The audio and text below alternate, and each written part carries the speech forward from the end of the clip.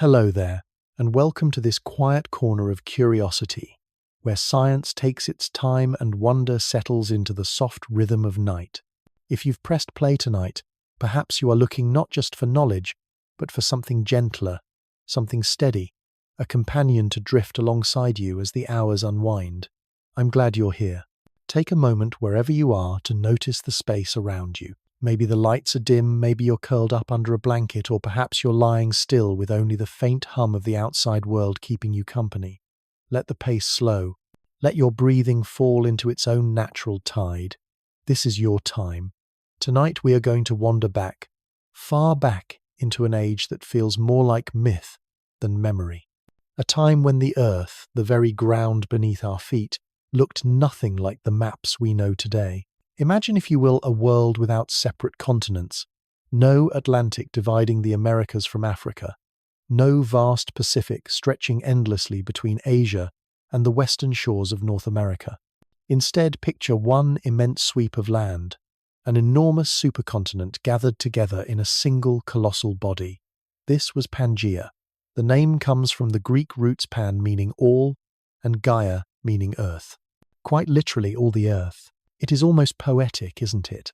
As if the planet itself once longed for unity, pulling its wandering fragments close, pressing them together until they formed one continuous mass surrounded by a vast ocean. When we say Pangea, it's not just a geological term. It's a reminder that the Earth is not fixed. It is alive in its own immense way, shifting, rearranging, reshaping itself through spans of time so long that human memory can barely brush their edges. But before we dive into tectonic plates and ancient oceans, let's stay here a little longer in this calm space. Let's ease into the thought, the image, rather than rush. You don't need to hold every detail. Just let the word itself, Pangea, float in your imagination like a stone dropped into still water, its ripples spreading slowly. Try whispering it in your mind. Pangea. A word that sounds both strange and ancient, like a secret passed down through the stones of the earth. Now perhaps you're wondering why such an old idea matters to us tonight. Why should we care about a landmass that came together some 300 million years ago and broke apart nearly 100 million years later? The truth is, Pangea is more than history carved into rocks. It is a key to understanding how our world became what it is. Every coastline, every mountain range, every ocean current is in some way a child of Pangea's assembly and its eventual fracture. Without it, the Earth would be arranged differently, and life, your life, mine, every species we know, might not have unfolded the same way. Still, don't worry. I'm not going to overwhelm you with numbers or hard facts. That's not what we do here. Instead, think of this as a slow evening walk through a museum where each exhibit waits quietly, softly lit, and you're free to linger or to drift past as your mind desires. If you close your eyes, you can even picture Pangea as a giant puzzle, the pieces of today's continents pressed snugly together. Africa curled against South America, North America resting alongside Europe, India not tucked beneath Asia but far to the south, waiting for its fateful journey. Antarctica not icy and remote, but nestled warmly against Australia and Africa. A world arranged so differently, it would be almost unrecognizable. Take a breath in, hold it gently, let it go. The image of that supercontinent is vast, but you don't need to grasp it all at once. Think of it as a horizon far away, a little hazy, but enough to stir a feeling of awe. In a way, Pangea is not just about land, it is about time itself. The Earth has seen other supercontinents before, names like Rodinia and Gondwana, and it will likely see more again. Our present arrangement with continents scattered across blue oceans is only temporary. We live in a fleeting chapter of an ancient cycle. To know Pangea is to be reminded that nothing on this planet is permanent. Not mountains, not seas, not even the very shapes of the continents we take for granted. And that thought, though it might sound unsettling at first, can also be strangely comforting. Because if even continents can drift apart and rejoin, then our own lives, our own changes seem lighter in comparison. A move to a new city, the passing of seasons, the shifts of relationships, they are echoes, small reflections of the Earth's grander rhythm. What feels monumental to us is part of a pattern far older and larger than ourselves. So tonight, as we begin this journey into the strange truth of Pangea, I invite you to think not of science as heavy or rigid, but as gentle, as a story told by stones and oceans, one that has been waiting patiently for hundreds of millions of years for us to notice. The Earth doesn't hurry, and neither will we. Listen, if you like, to the quiet around you. Maybe there's the low hum of an appliance, the distant murmur of cars, or simply silence broken only by your own breath. Imagine now those sounds fading, replaced by the hush of ancient winds sweeping across a continent so vast you could walk for months without reaching its edge. Imagine the smell of conifer forests, stretching endlessly, rivers carving paths across plains, mountains rising in ranges far higher than the Alps or Rockies. This was not the Earth we know, and yet it was still our home. When geologists speak of Pangea, they don't just see land masses. They see the fingerprints of deep time etched into rocks, echoed in fossils found oceans apart yet perfectly aligned in their story. A fern fossil in Brazil that matches one in South Africa, a mountain chain in North America that continues in Scotland. These are whispers of a time when separation did not exist. The planet held its breath, pulling everything together in one colossal embrace. As you drift with this thought, let the edges of your imagination blur. You don't need to picture it sharply. Just let the feeling of wholeness rest with you. A world without division, without distance, without the vast oceans we now know. One land, one Earth. And perhaps in a quiet way, that is why Pangea speaks to us. Because we too feel divided. We speak different languages. We live in different nations. We imagine ourselves separate. Yet deep down we share the same ground, the same origin, the same fragile home. Pangea reminds us that once long ago this was not just metaphor, it was reality. The Earth itself was whole. So as you settle into this night, let that thought accompany you. The world has changed before, and will change again. Continents wander like slow dancers on a floor of molten stone. Oceans open and close like pages in a book, and through it all life continues, adapts, and finds a way. Here in this quiet space, you don't need to solve the mysteries. You don't need to hold every fact. Just rest with the knowledge that you are part of a story that began long before you and will continue long after. A story written in continents and oceans, in drift and fracture, in unity and separation. The story of Pangea. Take another slow breath. Feel the air. Fill your chest. Let it go gently. And as we move forward, remember this is not a race. This is a slow unfolding, a gentle exploration, a place where curiosity gets to be cozy and science takes the scenic route towards sleep. Sweet dreams are still a way off, but for now we walk softly into the age of Pangea. What if all the land you've ever known, all the continents you've seen traced on maps and globes, were never separate at all? What if they were once joined together, in a single sweep, pressed side by side, in a way that would make today's world feel like scattered fragments? And what if that ancient whole, that forgotten body of the Earth, still whispers its story through the stones beneath our feet? That's our question tonight. Not to prove, not to argue, but to wonder. What if Pangea was more than just an old arrangement of land masses? What if it holds truths about connection change and the strange rhythm of the planet itself? When we think of the world, we usually picture borders, blue oceans dividing green continents. We imagine flights that stretch across the Atlantic ships, tracing the Pacific lines on maps marking the boundaries of nations. Distance feels natural. Separation feels permanent. But the Earth is older than maps, older than borders, older even than the oceans we know. Once it gathered itself into one, a unity so immense that no human alive could truly picture it without closing their eyes and letting imagination stretch wider than the horizon. The thought lingers, doesn't it? If all land was once one, what does that mean for us living now on its scattered pieces? Did separation shape us, make us different, keep us apart? Or is there still somewhere deep inside a memory of unity, a pull toward connection that echoes the way continents themselves long to drift back together. You might find yourself, even now, tracing the outlines of continents in your mind. Africa curving into South America, like pieces of a puzzle once joined. North America brushing against Europe, their ancient mountains still telling of the time they leaned against one another. India, that restless traveller, not yet colliding with Asia to raise the Himalayas, but floating southward, waiting. Could it be that the world is not random but patterned, that what we see as separate is really just a phase in an older story? This question, what if Pangea still matters, is not about dates or diagrams, it's about perspective, about letting ourselves imagine the Earth not as a set of fixed shapes but as a living, shifting canvas. And when you think of it this way, everything begins to feel less certain but also more connected. What if the forests you walk in today carry the memory of being once joined to distant lands? What if the rocks beneath your city began their story thousands of miles away, pressed against strangers that are now entire continents apart? What if even the winds and rains, the currents of ocean and air, are still shaped by the ghost of Pangea's unity?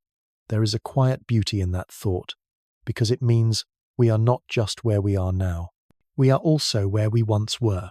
The land beneath your feet is not only local soil, it is part of a journey millions of years in the making, a fragment of something vast. Think about it. Every border, every coastline, every division that feels so solid and permanent is in fact temporary. If continents can drift, then separation is never final. Unity is never lost. The Earth is patient, and it writes its stories not in years but in millions of years. Does that thought bring comfort? For some it does. For others, perhaps unease. But either way, it opens a door in the mind. Because if the ground itself is moving, what else do we take for permanent that is not? If Pangea can break apart and perhaps one day reform in a new way, then maybe our own lives, our own struggles and divisions are not as fixed as we fear. So tonight the question we carry is not just, what was Pangea, but what does Pangea mean for us? Is it only a fossil of geology, or is it also a mirror showing us how wholeness and separation, union and fracture are part of every story, planetary and personal alike? Let your thoughts wander there. No need for sharp answers, no need for certainty. Just notice the way the idea itself feels. A world once whole, a world broken into pieces, and the possibility that both states, the togetherness and the apartness, are natural, inevitable, even necessary. Take a slow breath. In, out. Let the words drift the way continents drift, softly, almost unnoticeably, but always moving. Asking what if is not about reaching the end of a thought. It's about opening it. Pangea, in this sense, is not only a chapter of Earth's past, it is also a question about Earth's present and its future. What if continents are not done moving? What if one day, millions of years from now, there will be another supercontinent, another great gathering of land? And what if someone or something living then looks back at us the way we look back at Pangea, wondering what it felt like to live in the time of separation, in the age between unities? The scale is almost dizzying, isn't it?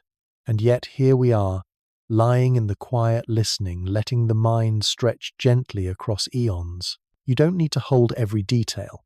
Just let the question linger in the air. What if Pangea is more than history? What if it is a truth about the Earth itself and about us? For now, we won't try to answer. We'll let the question sit like a candle flickering in a dark room. Its light is enough to guide the next steps of our journey. Before we drift deeper into the story of Pangea, let's pause here together for a gentler moment. Because stories about continents and oceans are not only about stone and time, they are also about you right now listening. And it matters where you are, how you feel, and what you bring into this quiet space. So let me ask you, where are you listening from this evening? Maybe you're stretched out in bed, the blankets soft and warm around you. Maybe you're sitting in a chair with the dim glow of a lamp on the wall. Or maybe you're lying on the couch, earbuds in, letting the world fade just enough so that words can flow without effort. Take a second to notice your surroundings. Is there a clock ticking nearby? The hum of a refrigerator in the kitchen? The soft patter of rain against glass? Each of those sounds can feel like the earth reminding you of its own rhythms, its slow and steady movements, not so different from the drifting of continents. You are part of that rhythm too. Let your body settle into whatever posture feels natural. If you want, you can shift, stretch, or find the position that makes you feel most at ease.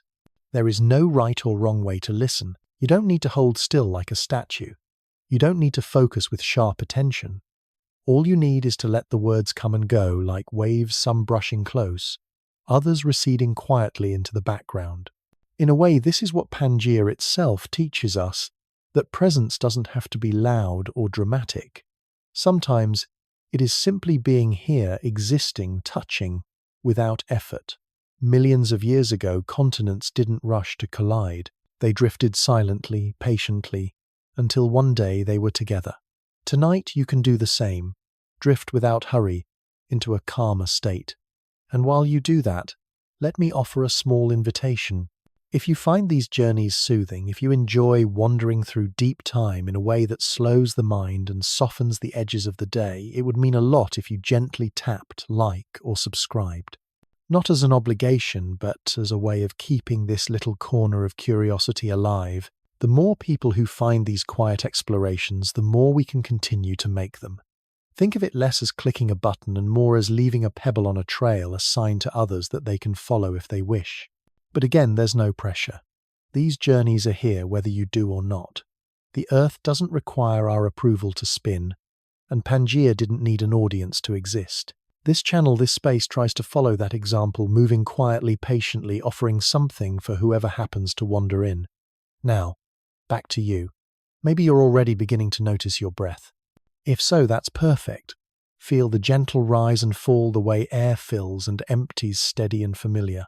Breathing is one of the simplest things we do, and yet it is the closest reminder that we are connected to this planet. Every breath you take carries molecules that once drifted through ancient forests, across mountains, even across the supercontinent itself. In a very literal way, you are breathing fragments of Pangea.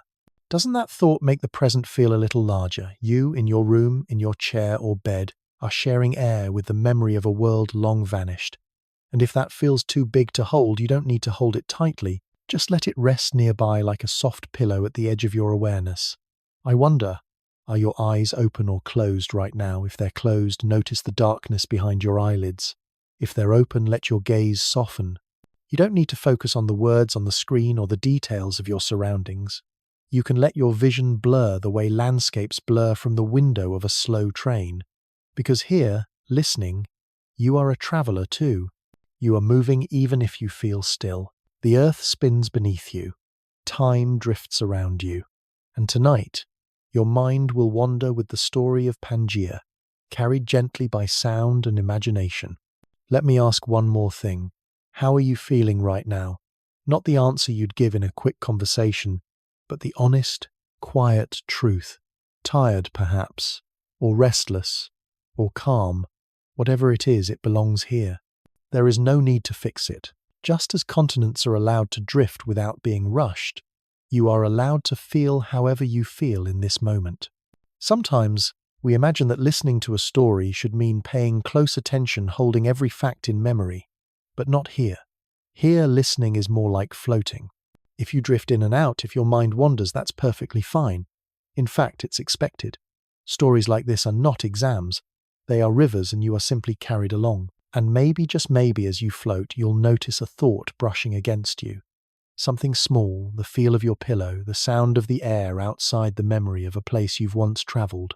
Each of those is like a continent fragment, drifting across the ocean of your awareness, touching, parting, returning.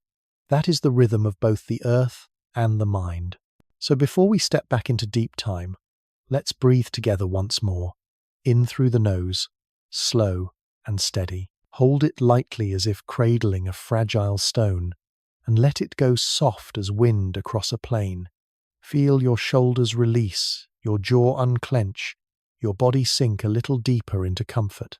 Wherever you are, however you feel, you are part of this journey now. And Pangea, strange, immense and long gone, will be the ground we walk upon, if only in imagination. And so as the words continue, let yourself rest in that sense of belonging. You are here and that is enough. The story will carry itself. When we talk about Pangea, we are not simply talking about land. We are talking about time. Time so immense, so beyond the ordinary clock on your wall that even the word ancient feels far too small. Tonight, let's step into that time together gently, the way one might wade into the edge of the sea. Imagine holding a single human lifetime in your hand. Maybe 80 years, maybe a little more.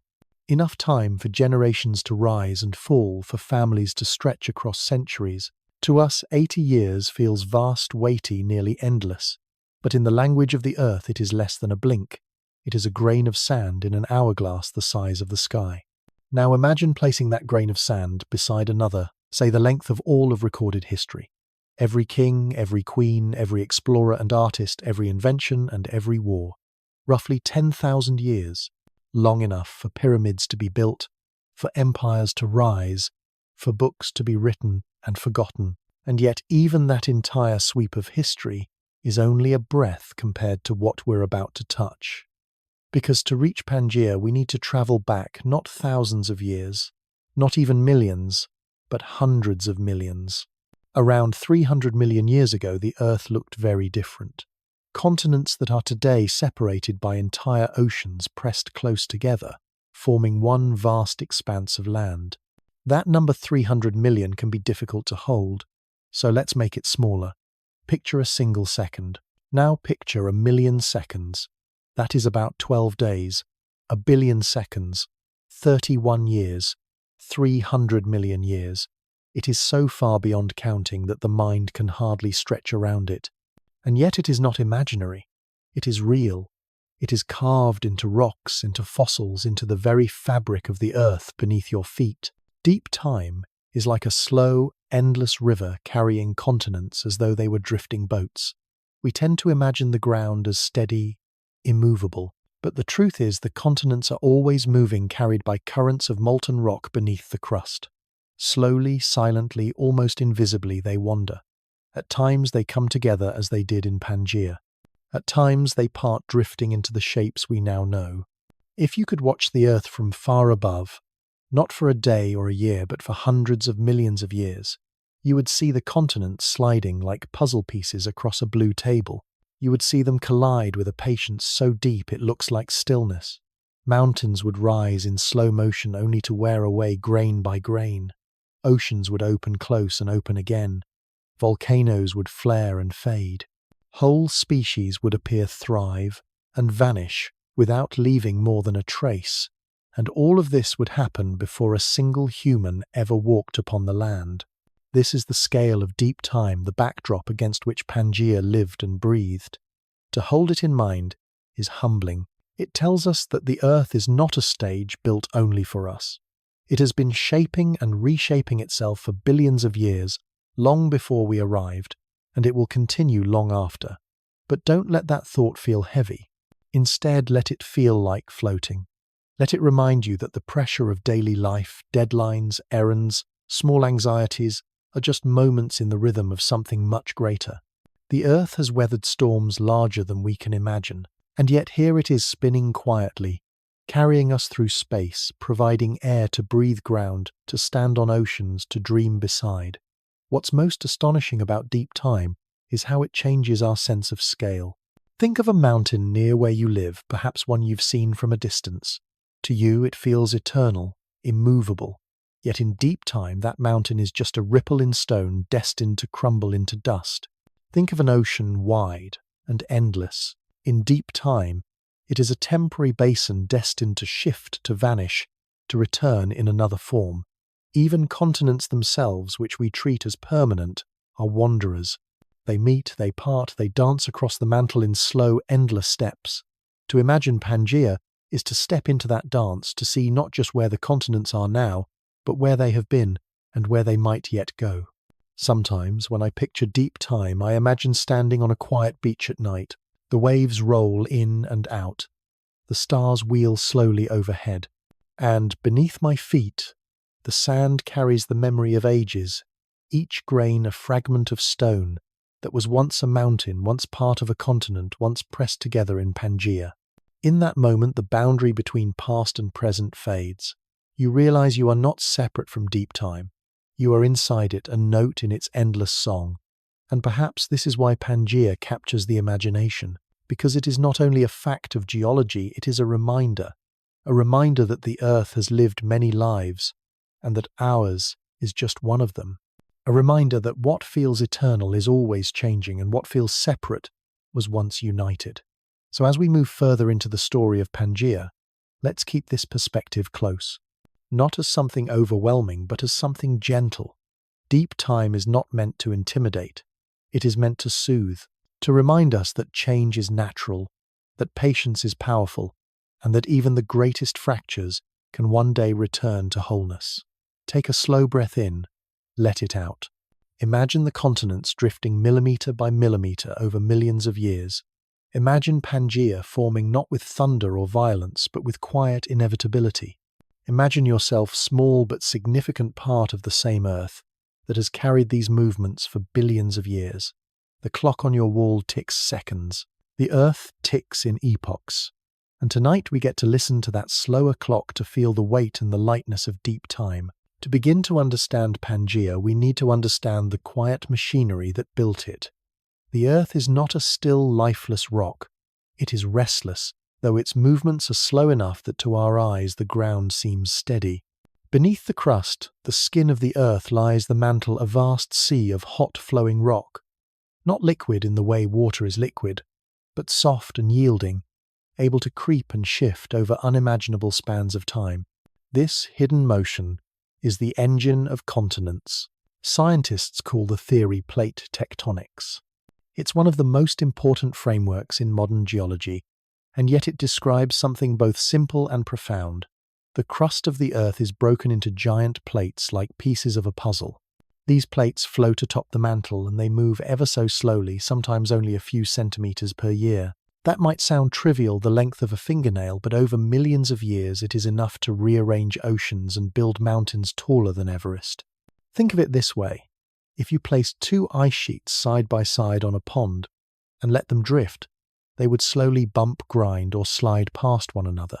The Earth's plates behave in much the same way, though the scale is vast beyond measure. When plates pull apart, oceans open. When they crash together, mountains rise. And when many plates drift into each other's arms, the land gathers, forming supercontinents like Pangea. The word supercontinent might sound like science fiction, but it's simply a description of what happens when most or all of Earth's landmasses are joined into one.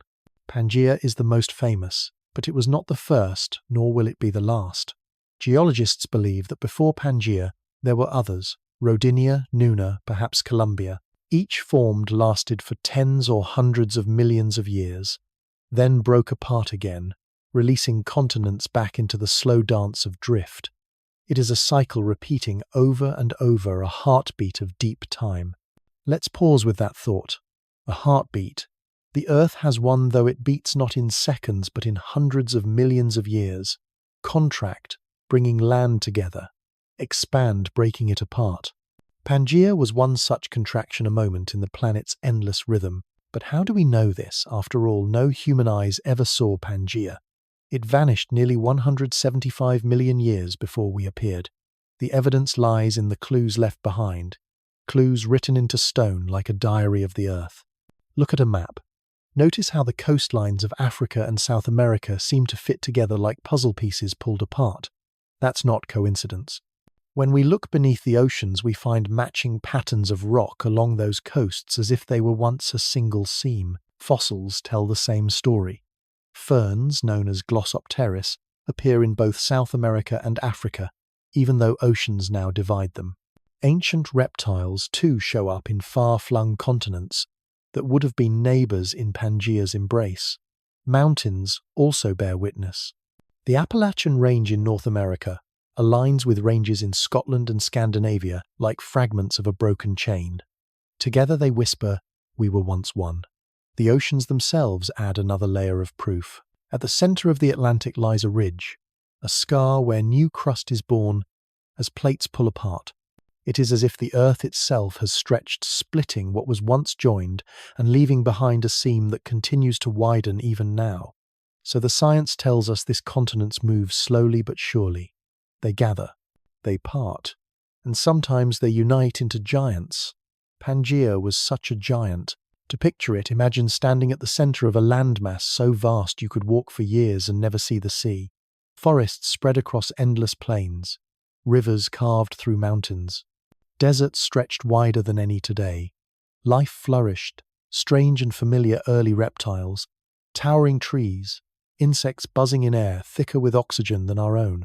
It was a world both alien and foundational, the stage upon which much of Earth's later life would evolve. But the heart of this part of our journey is not just the details of creatures or climates. It is the idea itself, that the ground beneath us is not fixed, that it moves, reshapes, reinvents itself. This is the foundation of geology. The Earth is alive with motion, and Pangea is proof of it. Pause here for a moment. Feel the floor beneath you. It seems steady, unmoving. Yet beneath, far beneath, the mantle stirs.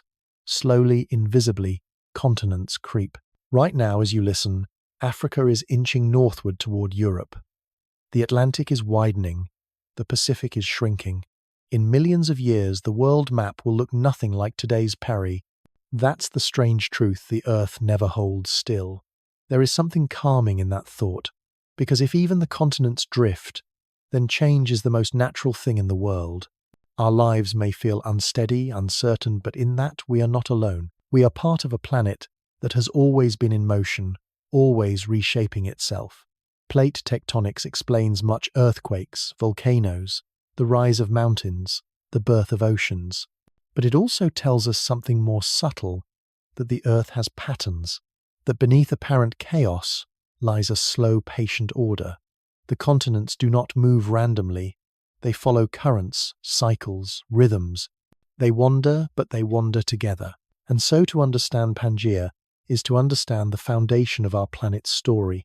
Without plate tectonics, there is no supercontinent. Without drift, there is no separation, no diversity of life shaped by isolation, no familiar map of the world. Everything we know, every coastline, every climate, every ecosystem traces back to the deep, slow movements of the Earth's crust. Take another breath.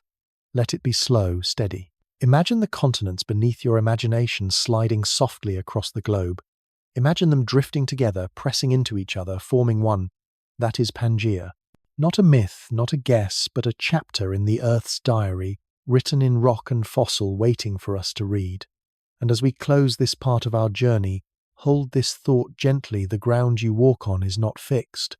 It is a traveller, a wanderer, and you, in your brief lifetime, are part of its endless voyage. When we think about Pangea, the mind often turns straight to science: tectonic plates, fossils, mountains, torn apart and rejoined.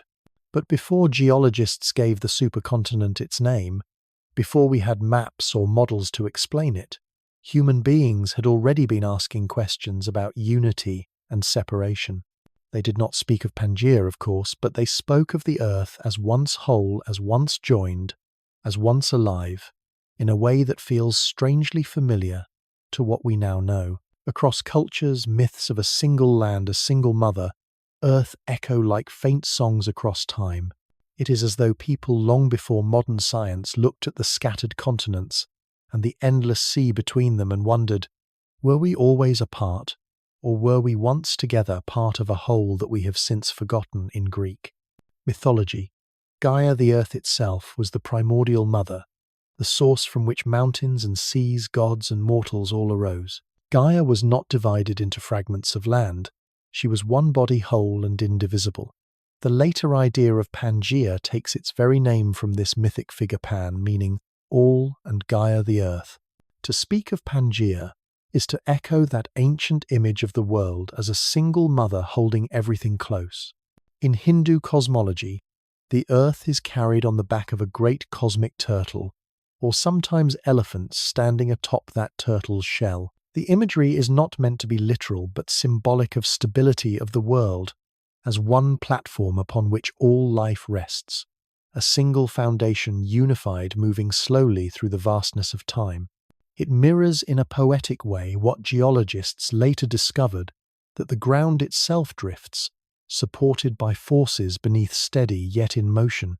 In Norse tradition there is the story of Ymir, the primordial giant whose body became the earth. His flesh, the land, his blood, the sea, his bones, the mountains, his skull, the sky.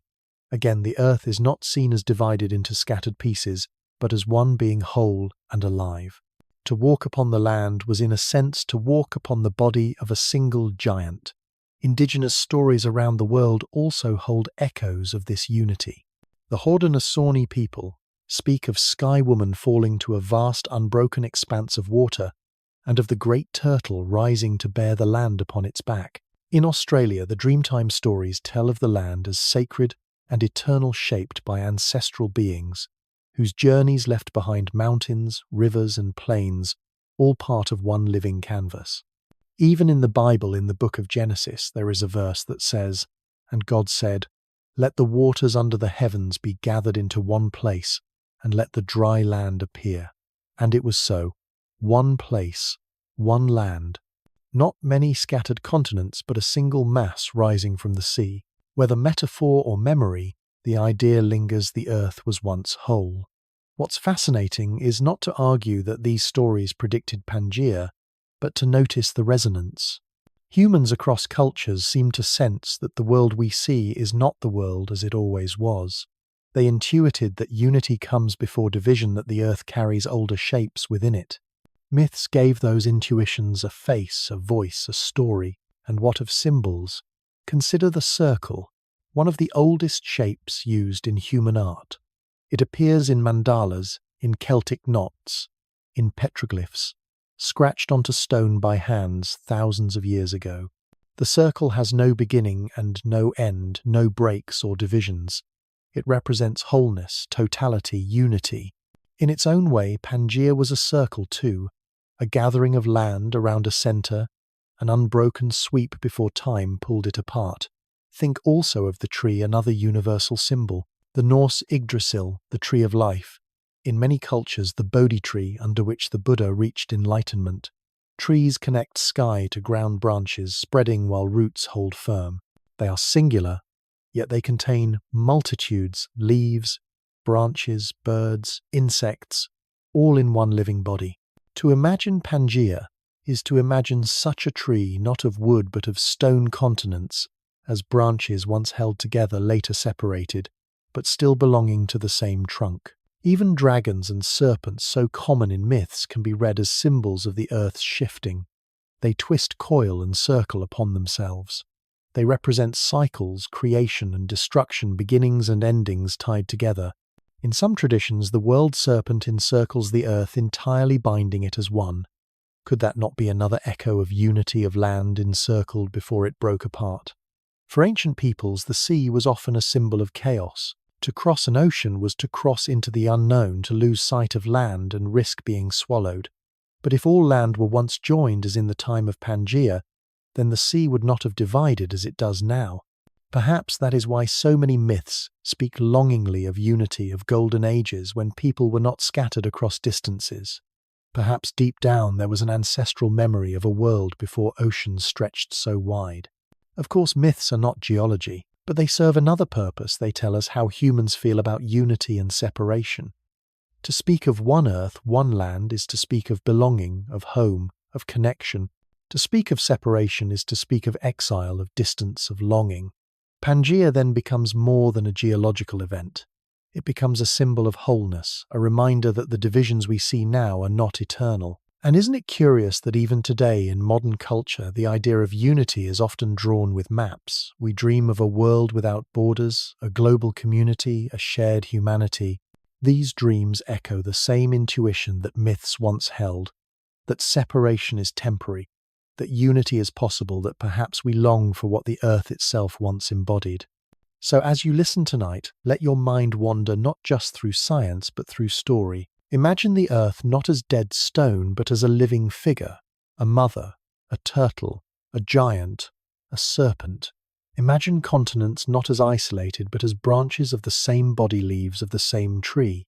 Imagine the sea not as a divider, but as a blanket spread around one land.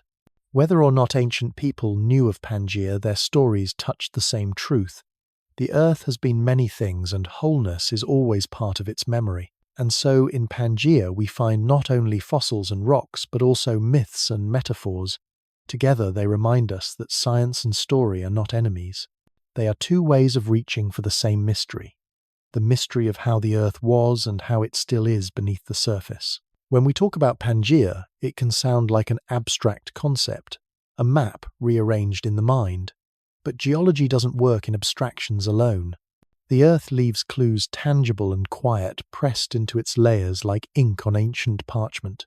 To see Pangea clearly, we need to look at these clues, specific case studies where the stones, the fossils, and even the coastlines still whisper of the time when the continents were one. Let's start with the most obvious clue, the fit of the continents themselves.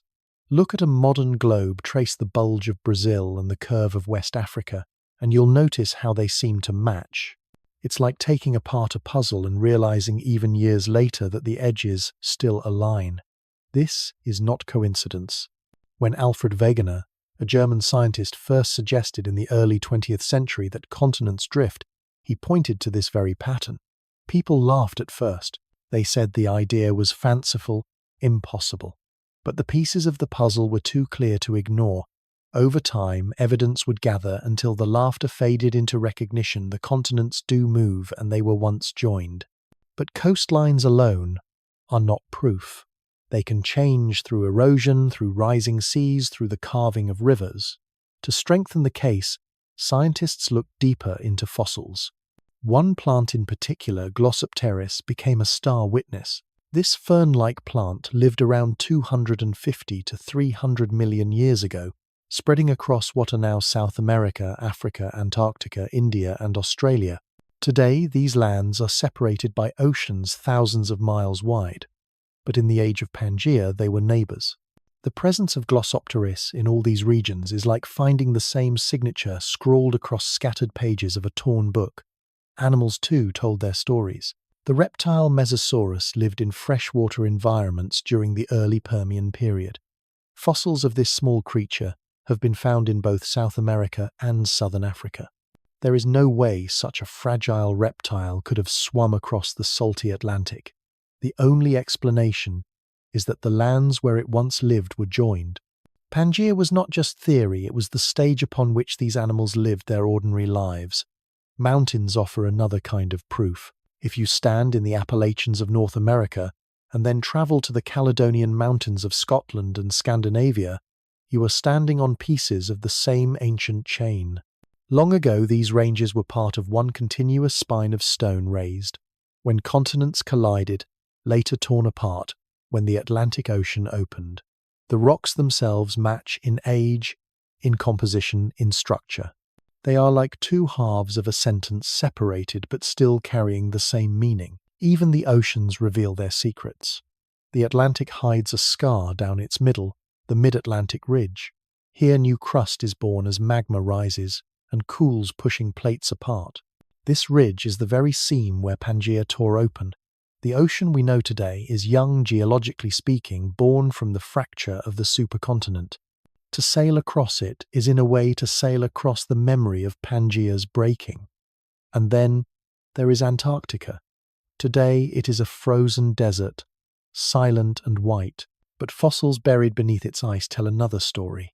They reveal forests of towering trees, plants that needed warmth, and light creatures that could not have survived in today's polar cold.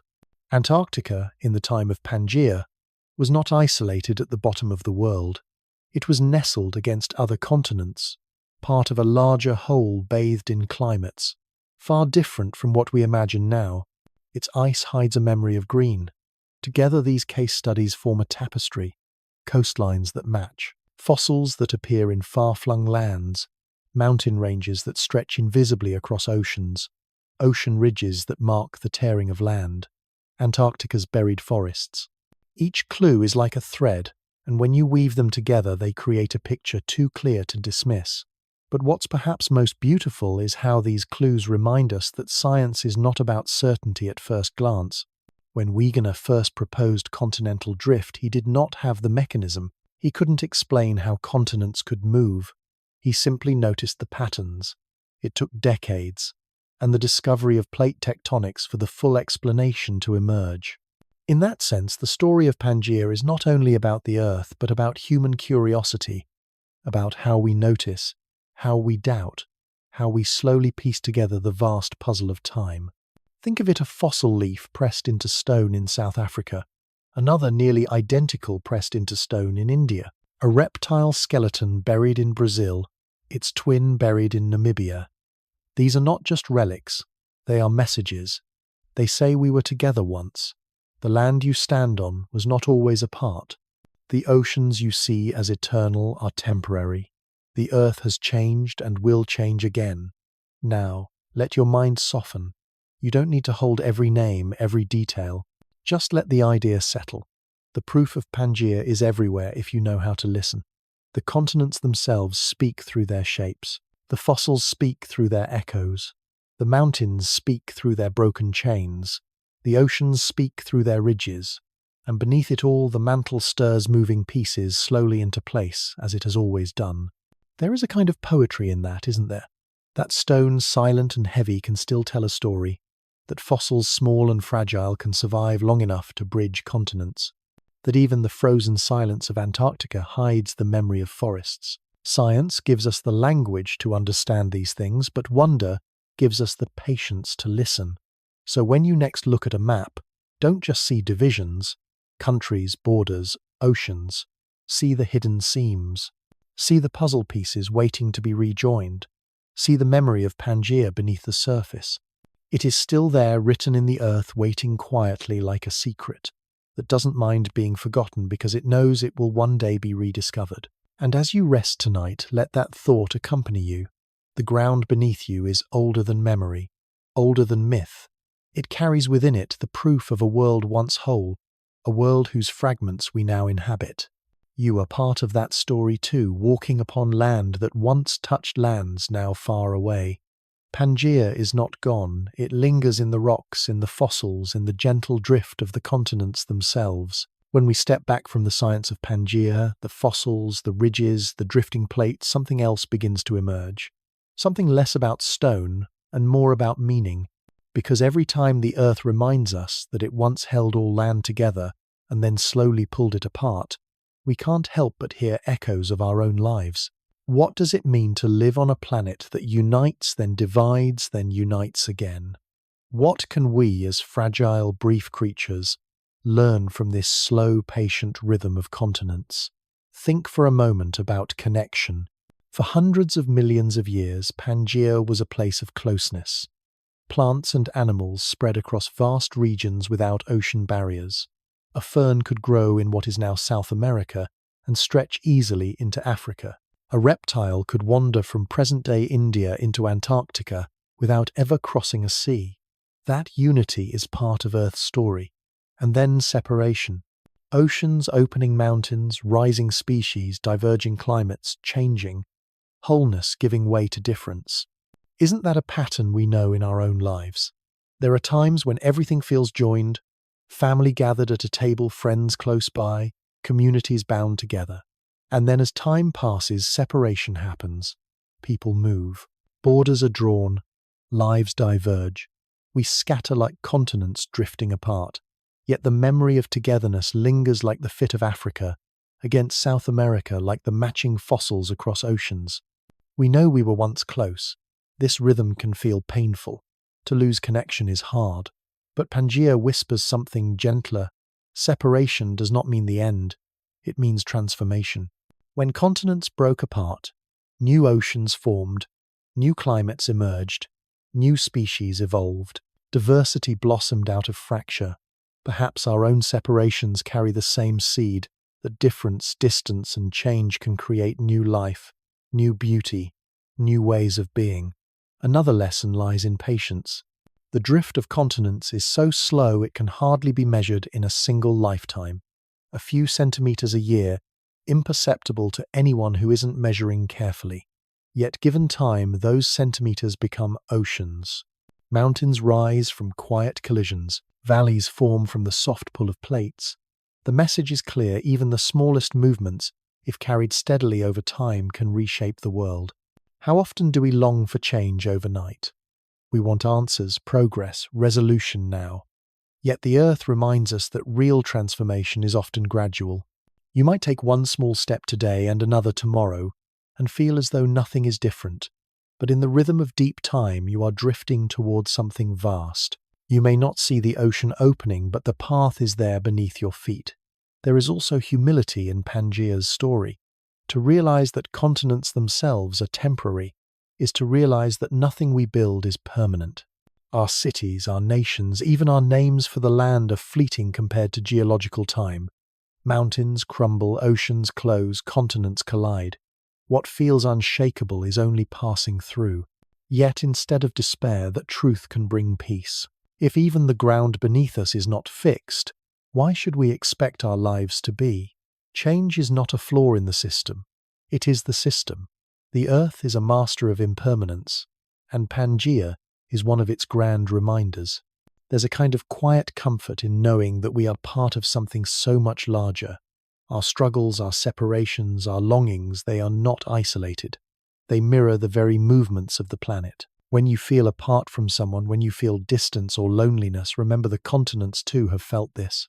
They once held each other, then drifted, and yet they remain part of one Earth carried together through space.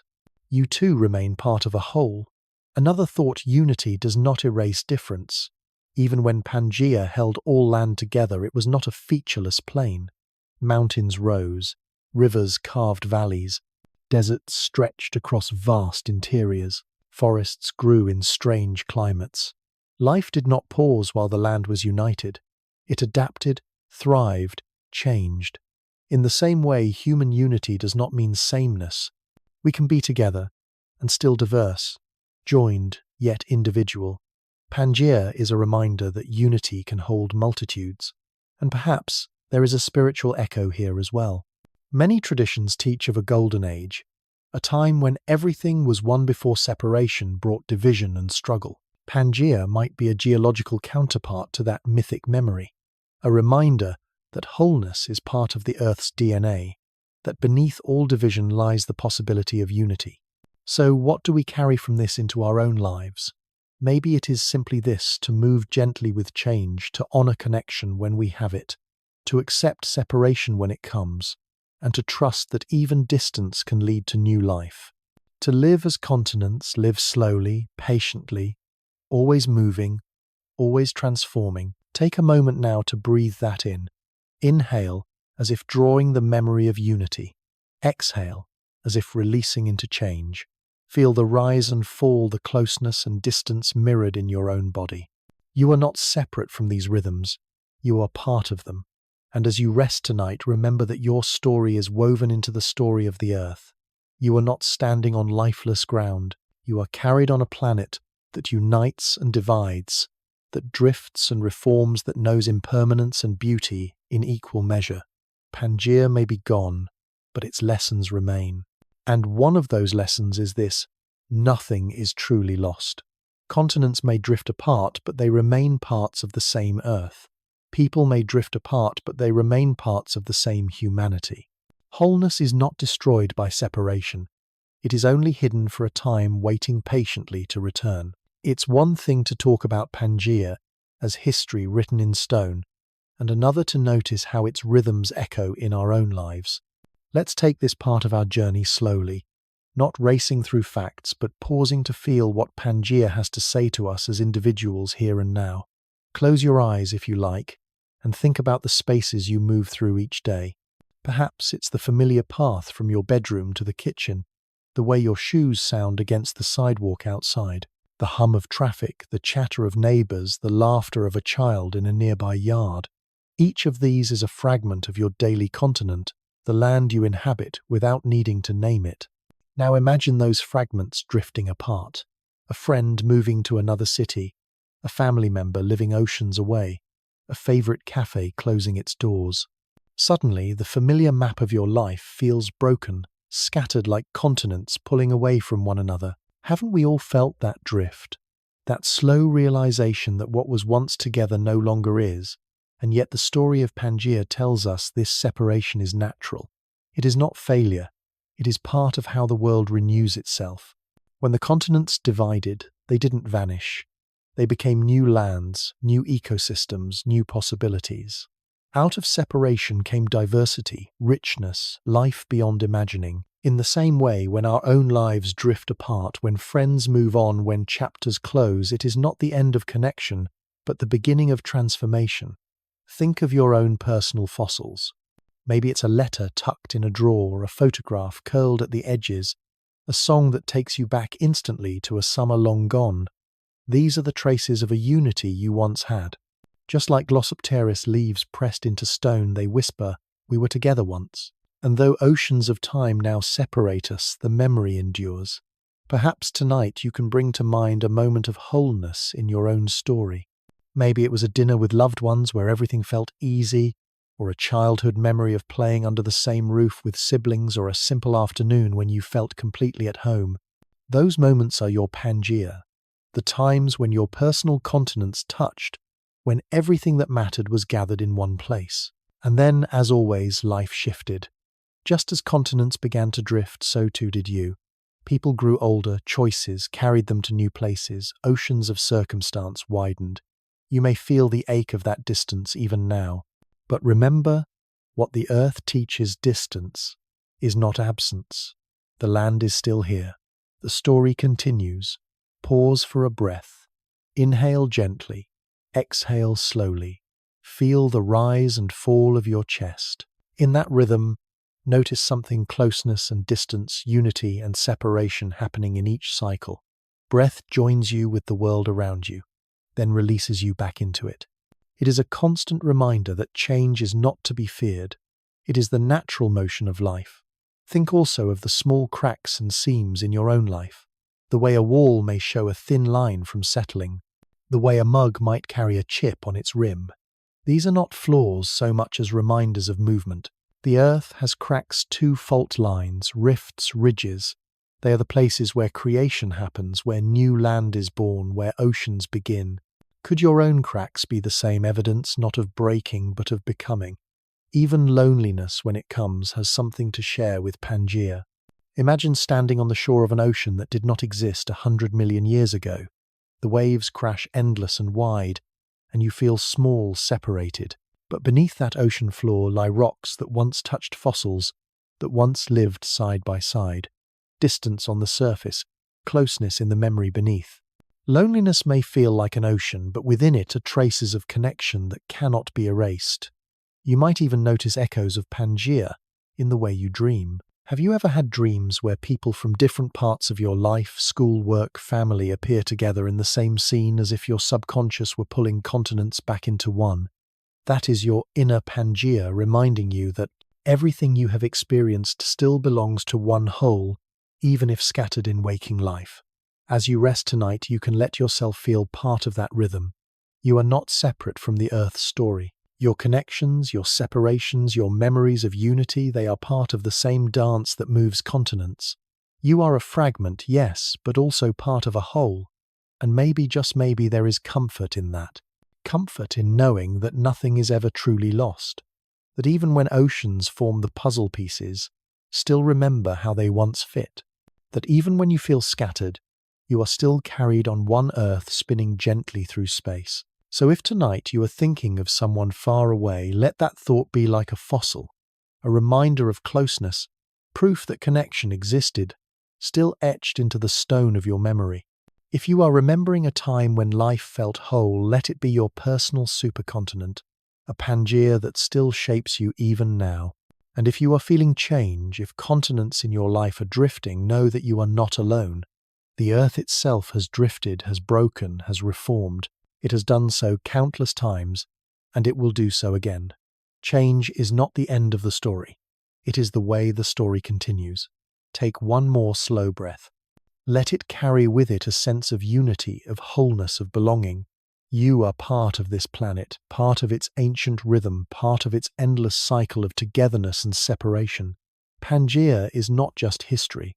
It is a mirror showing you your own life in stone and ocean and time.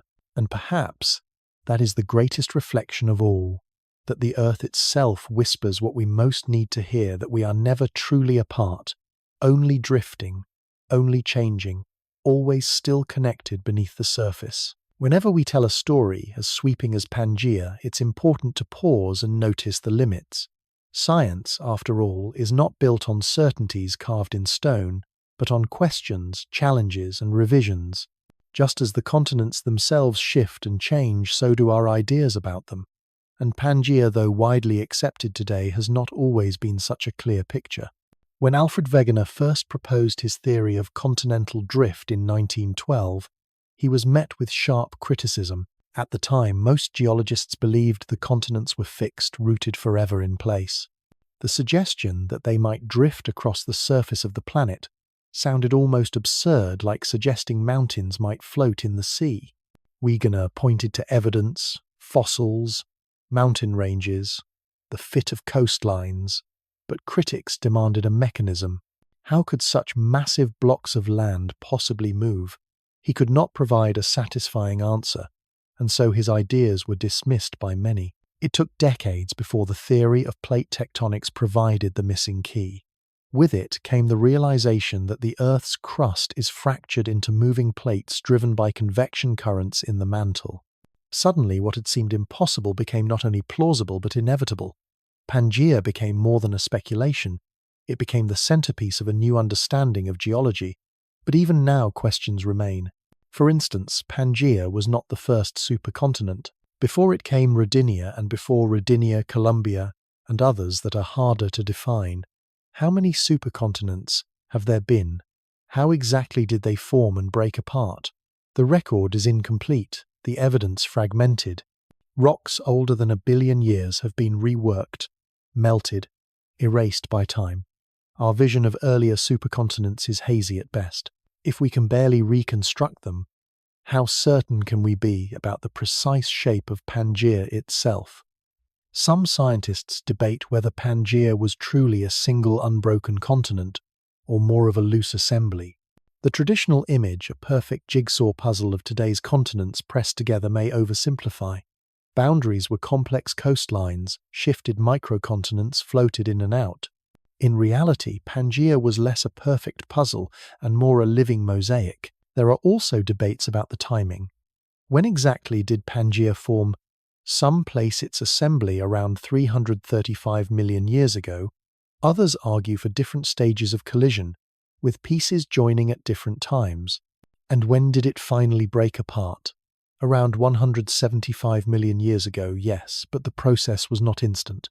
It was drawn out fragment by fragment, ridge by ridge. Oceans do not appear in a day. They widen slowly, invisibly across millions of years. The story of Pangea is not a single event, but a long unfolding. Another question: what did life experience during this time? Some argue that Pangea's vast interior created harsh climates, dry, hot deserts far from the moderating influence of the sea. Others suggest that diversity flourished precisely because of these extremes. Fossil records give us glimpses, but they are incomplete. Entire ecosystems may have left little trace. Did Pangea nurture life, or did it strain it? The truth may be both. And then there is the future. Geologists predict that continents will gather again millions of years from now, into a new supercontinent, sometimes called Pangea Proxima or Amasia, depending on the model. But which path will they take? Will the Atlantic continue to widen, or will it one day close again? Will the Pacific vanish or endure? Our models are educated, guesses, not prophecies. The Earth may surprise us. Even the concept of supercontinent cycles has its challenges. Some scientists argue that the pattern is not as regular as we think. Perhaps there is no strict cycle, only a tendency. Perhaps Pangea was not inevitable, but one of many possible outcomes. After all, Earth's processes are complex, influenced by factors we may not yet fully grasp. These debates do not weaken the story of Pangea. They enrich it. They remind us that science is not about final answers, but about exploration. Each new fossil, each rock sample, each seismic reading adds a thread. Some fit neatly into the tapestry, others challenge the pattern, forcing us to look again. It's also worth noting the humility in all of this. We are piecing together a world that existed hundreds of millions of years before us, with only fragments to guide us.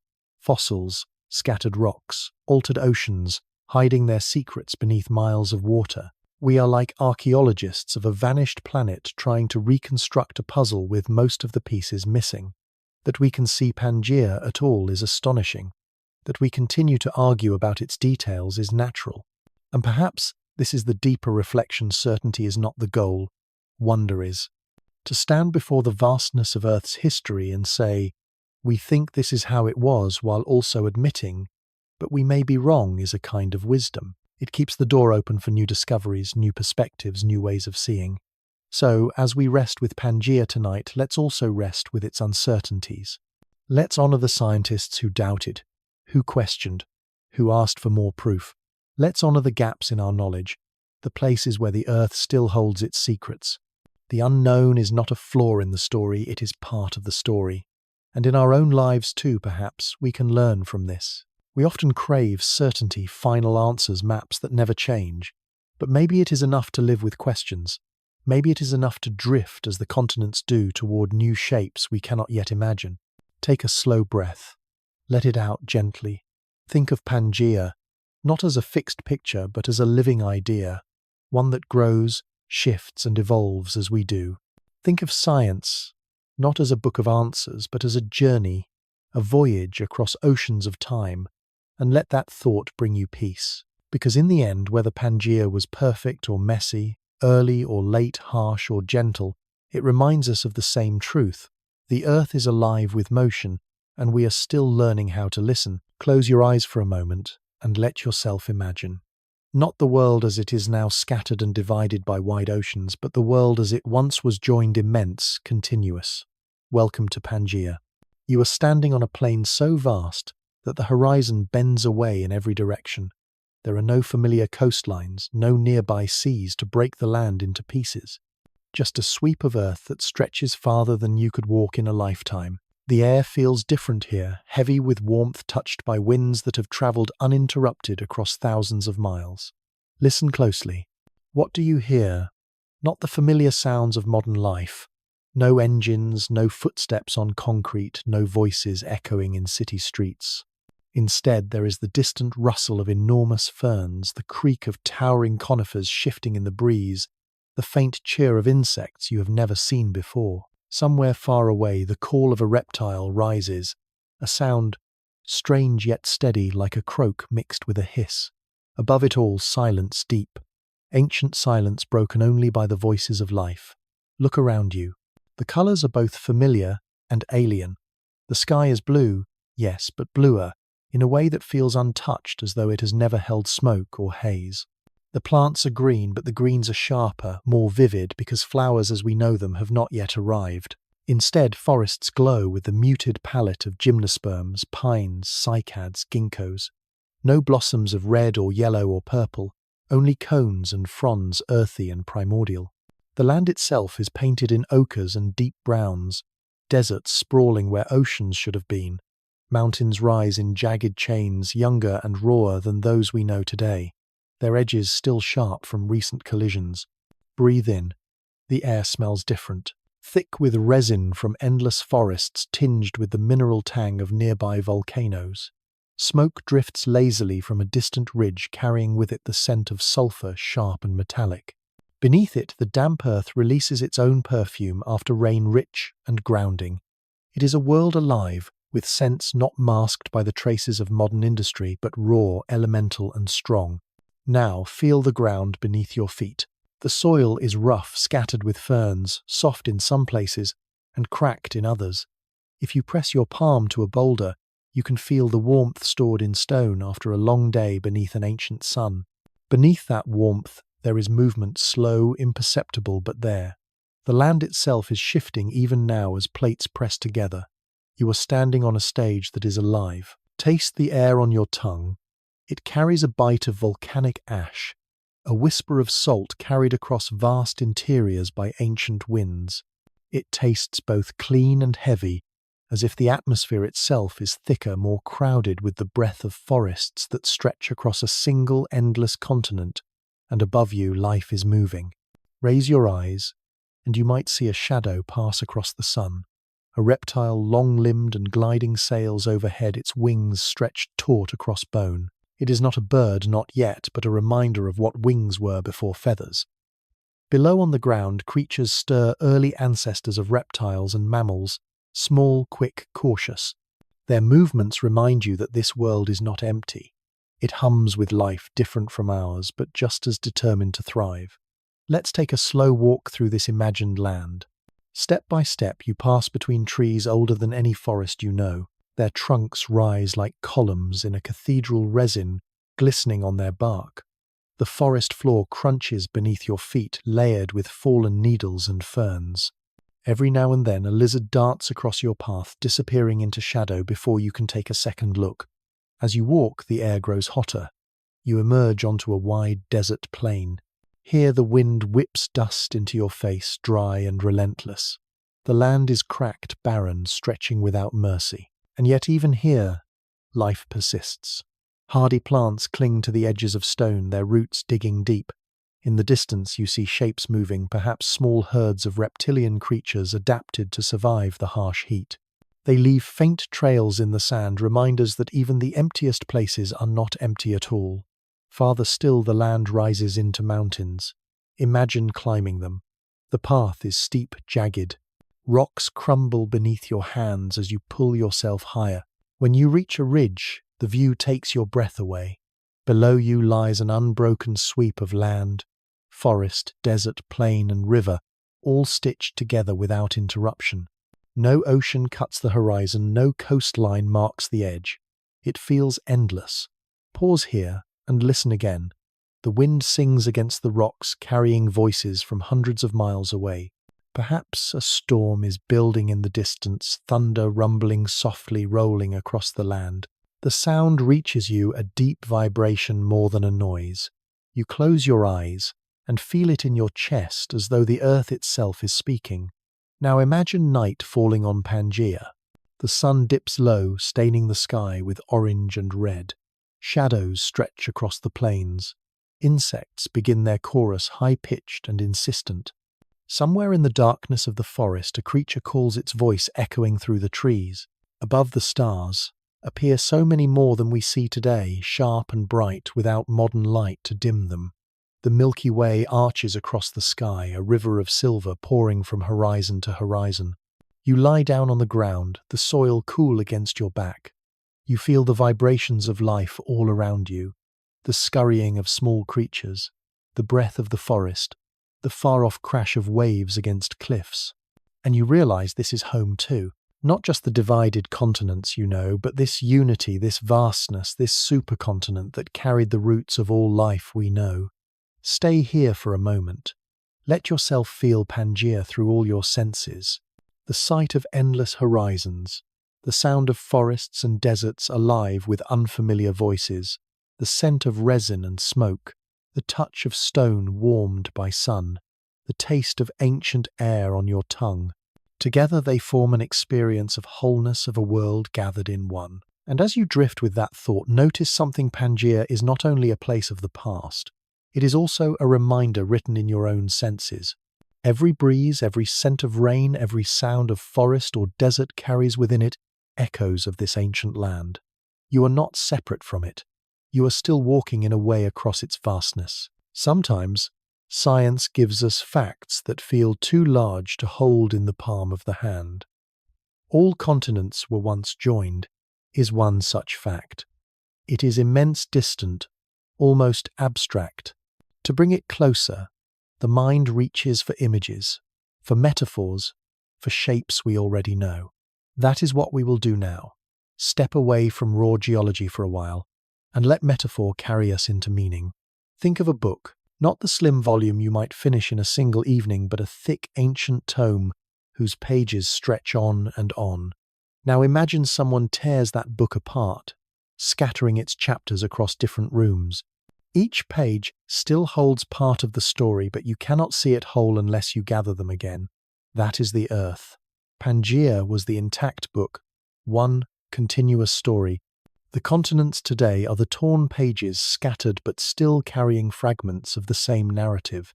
When we look at coastlines that match or fossils that mirror each other across oceans, We are glimpsing sentences that once belonged on the same page. Or think of a great woven tapestry. Threads cross and bind colors, forming shapes and patterns.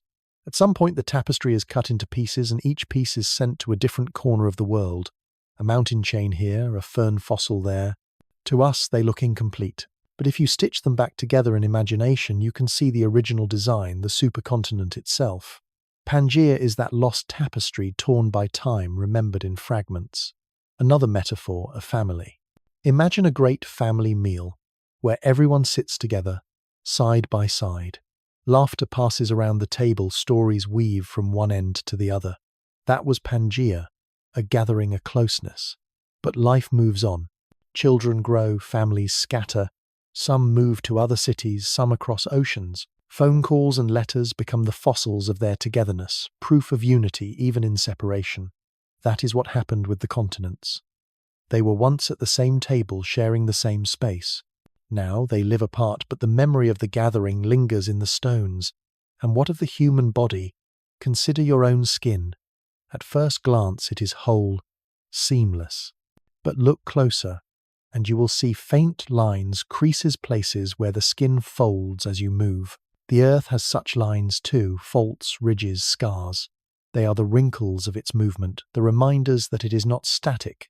To imagine Pangea is to imagine the earth's body drawn together, the skin smooth and unbroken before time pulled it into creases of oceans and fractures of mountains. One of the most powerful metaphors is that of breathing. Inhale, the chest expands, the lungs fill, everything gathers inward. Exhale, the chest contracts, the air releases, everything drifts outward. The earth breathes too, but on a scale far beyond ours. Supercontinents gather like an inhale, then break apart like an exhale. Pangea was one long deep breath in. Our world now scattered and wide is the breath out. And one day, millions of years from now, the continents may gather again, drawn into another inhale. To live on Earth is to live inside that breathing. Metaphor does not replace science, it gives it texture. When we say Pangea was a book torn apart, we are not denying plate tectonics. We are saying the Earth has a story, and stories are easier to carry than numbers alone. When we say Pangea was a family meal, we are not pretending continents had conversations. We are remembering that closeness and separation are rhythms we know in our own lives. The Earth mirrors us, or perhaps we mirror the Earth. Why do we seek these metaphors? Because they let us feel deep time in human time. We cannot truly imagine 300 million years. The number stretches too far. But we can imagine a book torn, a family, scattering, a breath drawn and released. Through these images, the vast becomes intimate. Take, for example, the metaphor of music. Picture the Earth as an orchestra. Each continent is an instrument, some string, some brass, some percussion. In the time of Pangea, the orchestra sat close, their sounds blending in immediate harmony. Later they drifted apart, each still playing, but from distant halls. To hear the whole song, you must imagine their notes reconnecting across the silence. The Earth has never stopped playing. It only shifted the seats. There is also the metaphor of memory. Think of your earliest memory, perhaps from childhood. It comes in flashes, a sound, a scent, a face. Not the whole picture, just fragments. Yet those fragments carry weight. They tell you that something once happened, even if you cannot recall it perfectly. Pangea is like that. The Earth remembers it in fragments, a fossil here, a mountain chain there, a coastline's curve. Imperfect, incomplete, but enough to remind us of wholeness. Another image, a mosaic shattered into shards. Each shard still gleams with color, still holds part of the pattern. If you press them together even roughly, you begin to see the image reappear. That is how science works with Pangea. It takes the shards of stone and fossil, and with patience rebuilds the picture. The picture may never be perfect, but the pattern emerges. And then there is the metaphor of migration. Birds leave in autumn, returning in spring. Whales cross oceans, returning to the same bays year after year. Continents migrate too, but on timescales far beyond the patience of any living thing. They wander, they return, they collide again. Their journey is not aimless. It is part of a larger cycle, a pattern older than life itself. As you rest with these images, notice how they shift the feeling of Pangea. No longer just rock and plate, it becomes story and symbol. No longer just distant past, it becomes mirror. Each metaphor opens a door, a book torn apart, a tapestry cut, a family scattering, a breath drawn and released, an orchestra drifting, a mosaic in shards. Each is true in its own way. Each helps us see what cannot be seen directly. Pause for a moment and let one of these images settle with you. Perhaps you prefer the book, the idea of pages scattered across time. Perhaps the family resonates, the warmth of togetherness, the ache of distance. Perhaps the breath, simple, rhythmic, something you can feel in your body right now. Whichever it is, hold it gently. Let it guide you deeper into the sense of Earth's story. And remember, metaphors are not distractions. They are bridges. They carry us from the familiar into the unfathomable. Through them, the unimaginable becomes touchable. Through them, Pangea becomes not just a fact of geology, but a presence in your own imagination. So tonight, as you listen, breathe in slowly. Imagine continents gathering like words on a single page. Breathe out gently. Imagine them drifting like notes scattering into the distance. Let your breath be the rhythm of the earth itself, the rhythm of unity and separation, of wholeness and change. In that rhythm, Pangea is still here, not gone but transformed, not lost but waiting in memory and metaphor for us to notice. But what if the story had gone differently? What if Pangea had never fractured? If the supercontinent had remained whole, carrying its forests, deserts, rivers and mountains into the present day? Close your eyes for a moment and picture the globe. No Atlantic Ocean yawning between the Americas and Africa. No Indian Ocean spreading between Asia and Australia. No Pacific stretching across half the planet. Instead, imagine a single colossal landmass wrapped in a continuous ribbon of ocean. A world where all people, all cities, all nations rise on one shared continent. How would such a world feel? Perhaps, first of all, it would feel smaller. Travel by land could take you from one edge of the earth to the other without ever boarding a ship. You could walk, if you were patient enough, from the deserts of what we call Africa into the icy reaches of Antarctica without ever touching a coast. Roads and railways might stretch endlessly, highways, threading across thousands of miles of connected land. And what of culture in our world separation-shaped diversity? Oceans acted as barriers, isolating peoples, allowing languages and traditions to blossom in unique ways. If Pangea had stayed whole, perhaps humanity would feel more connected, more unified. There might be fewer languages, fewer distinct customs, fewer isolated identities. We might think of ourselves not as nations, but as branches of one enormous community. Or perhaps the opposite. Maybe the sheer size of Pangea would create divisions just as deep, not by oceans, but by distance. To travel from one side to the other would take months, maybe years, and vast deserts and mountains would be just as isolating as seas. Picture the cities. Instead of New York, London, Beijing, and Rio scattered on different continents, they might cluster in strange arrangements on the same superland. Trade would not require fleets of ships, only caravans, rails, and roads. Perhaps great metropolises would rise along the borders between climates, the rim of deserts, the edges of jungles, the mouths of massive rivers that carried goods from one side of Pangea to another. Climate, too, would be profoundly different. One of the reasons Pangea eventually broke apart was the way supercontinents shape weather. The interiors of such vast landmasses tend to be dry and harsh, far from the moderating influence of the sea. Deserts in the heart of Pangea would stretch wider than the Sahara, harsher than any we know today. Would humans have been able to thrive in such environments? Perhaps great migrations would have carried us to the coasts where climates were gentler, and civilizations might line the endless shoreline of the surrounding ocean like pearls on a necklace. And what of the creatures? Our biodiversity today is partly the result of isolation. When continents drifted apart, species adapted to their new homes, creating kangaroos in Australia, lemurs in Madagascar, armadillos in South America.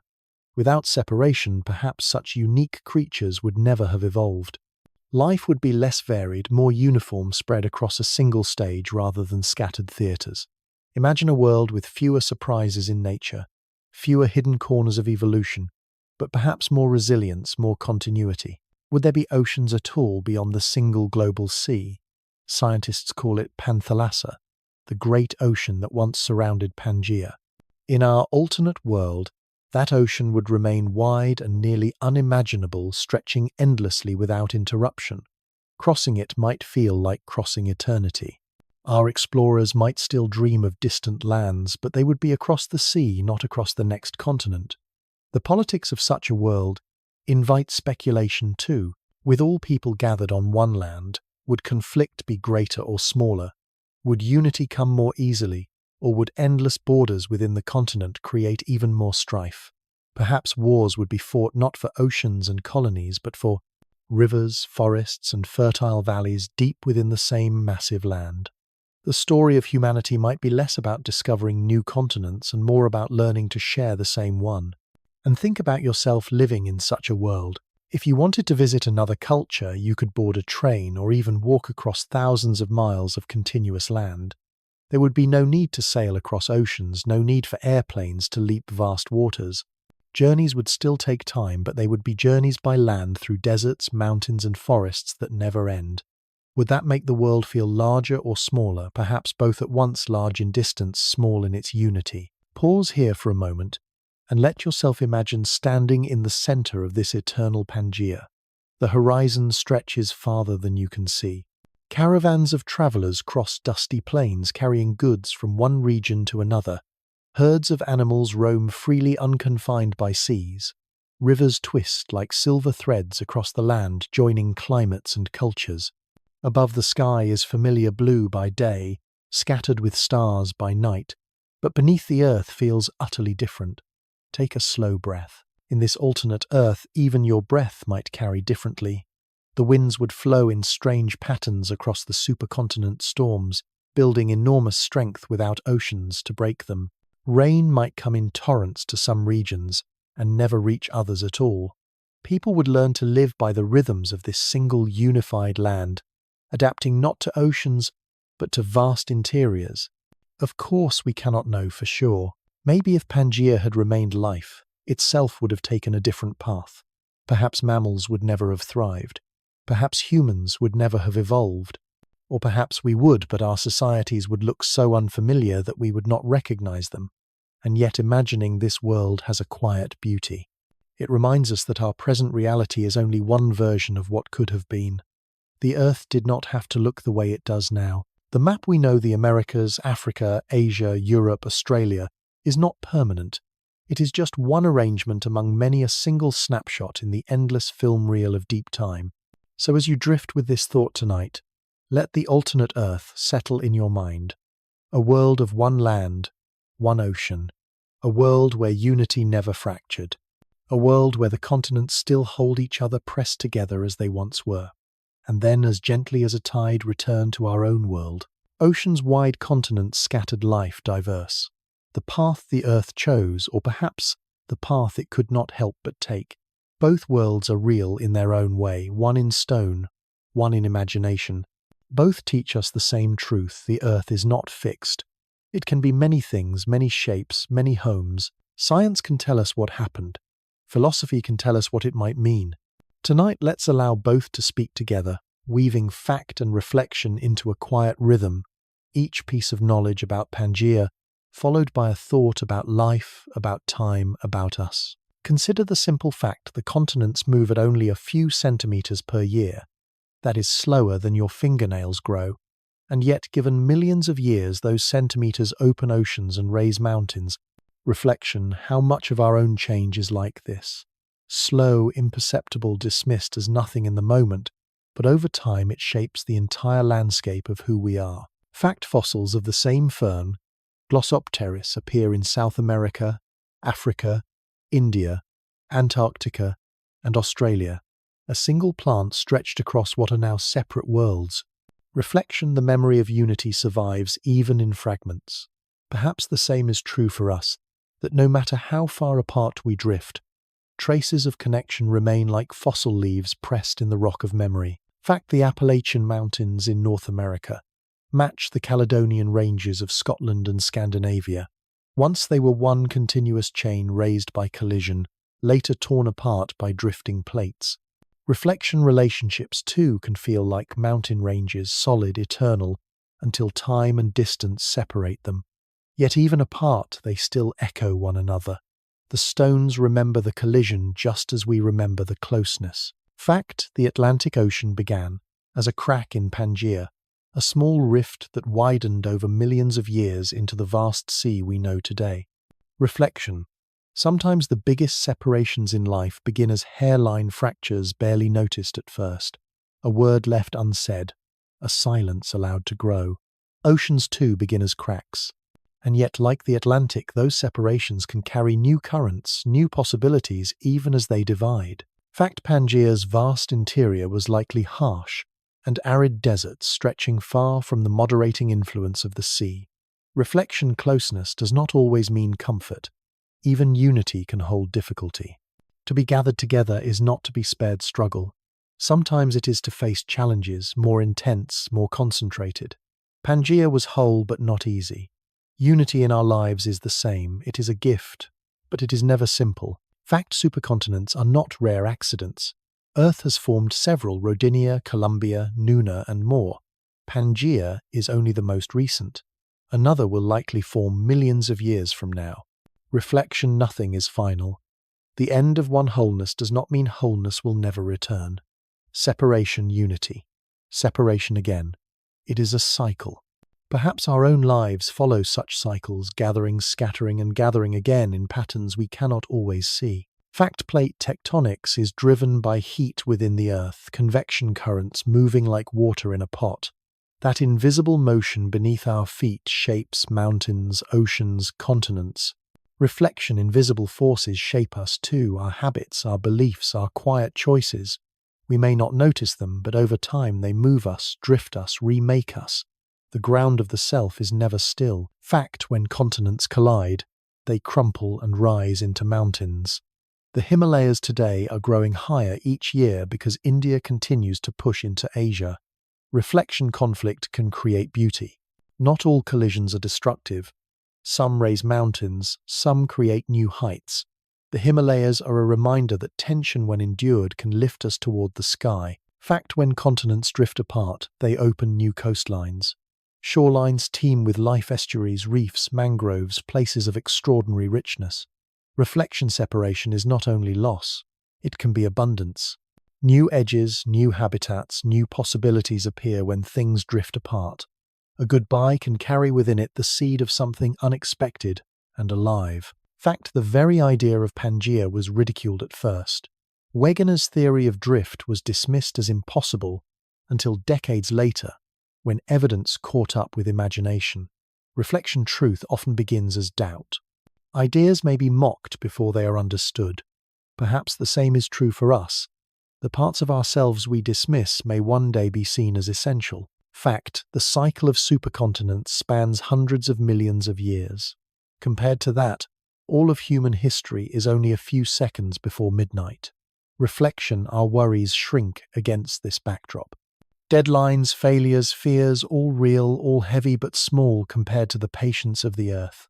Deep time invites us to breathe, to take perspective, to remember that we are brief, and that is beautiful. Fact: Pangea was surrounded by a single vast ocean, Panthalassa. Nearly all of Earth's water pressed against one edge of land. Reflection: even in unity there is otherness. The continent was whole, but it lived beside an endless sea.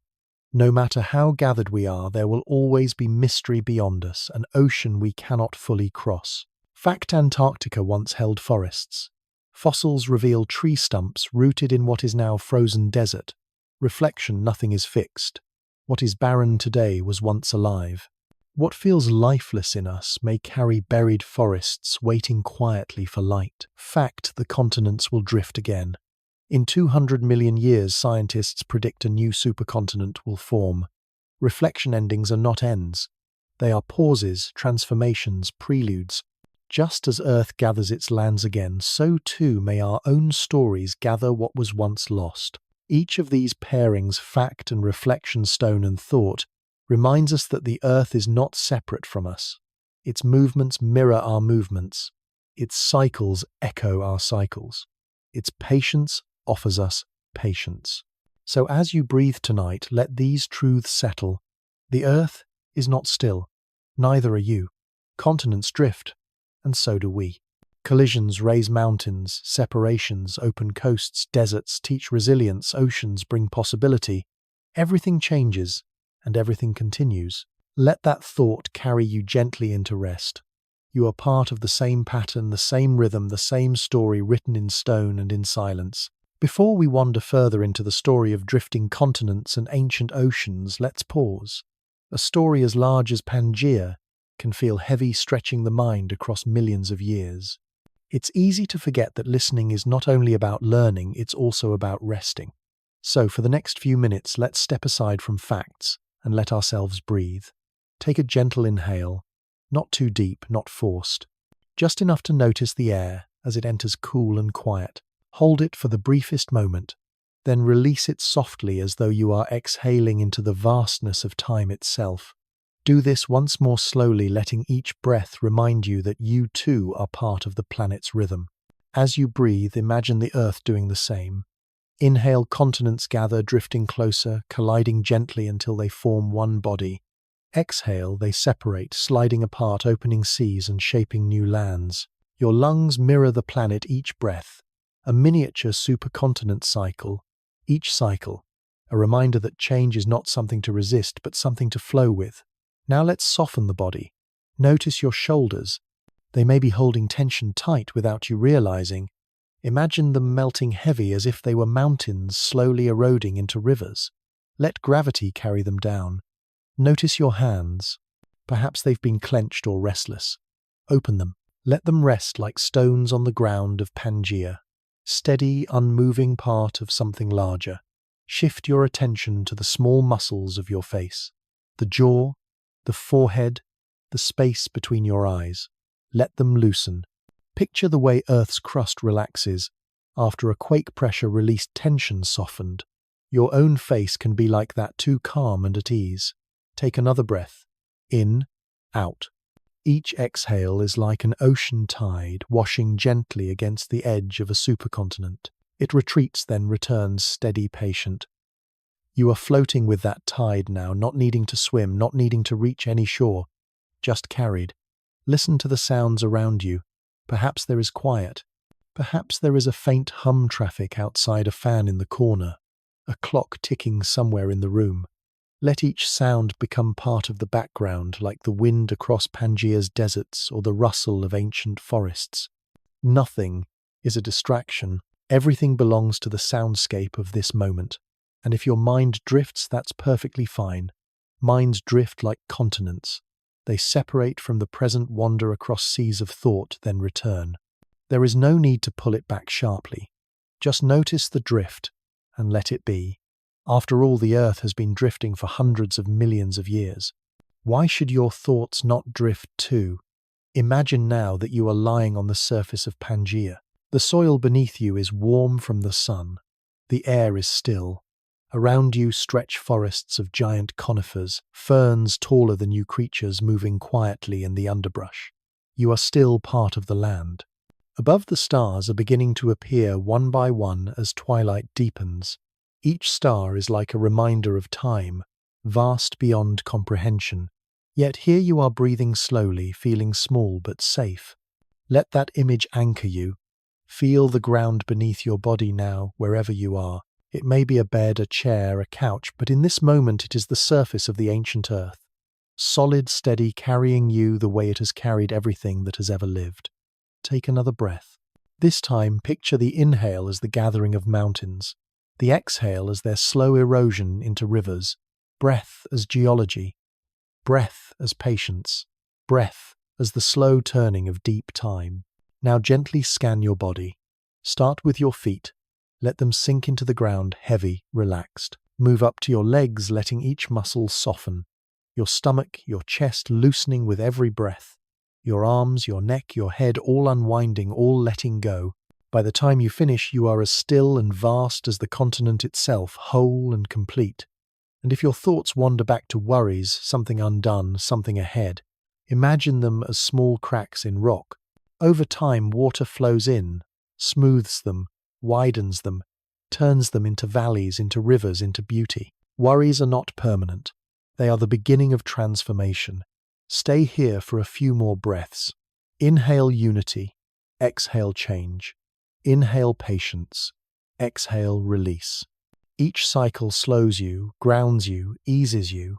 When you are ready, let your mind return to the image of Pangea, a continent that once was whole, resting quietly under the stars of a world without division. You are lying there, still listening, not to noise but to silence, not to chaos but to rhythm. And remember, this pause, this quiet breathing is not separate from the story. It is part of it. Just as Pangea was not only stone but silence, not only geology but rhythm, so too your life is not only doing but resting. Both matter, both belong.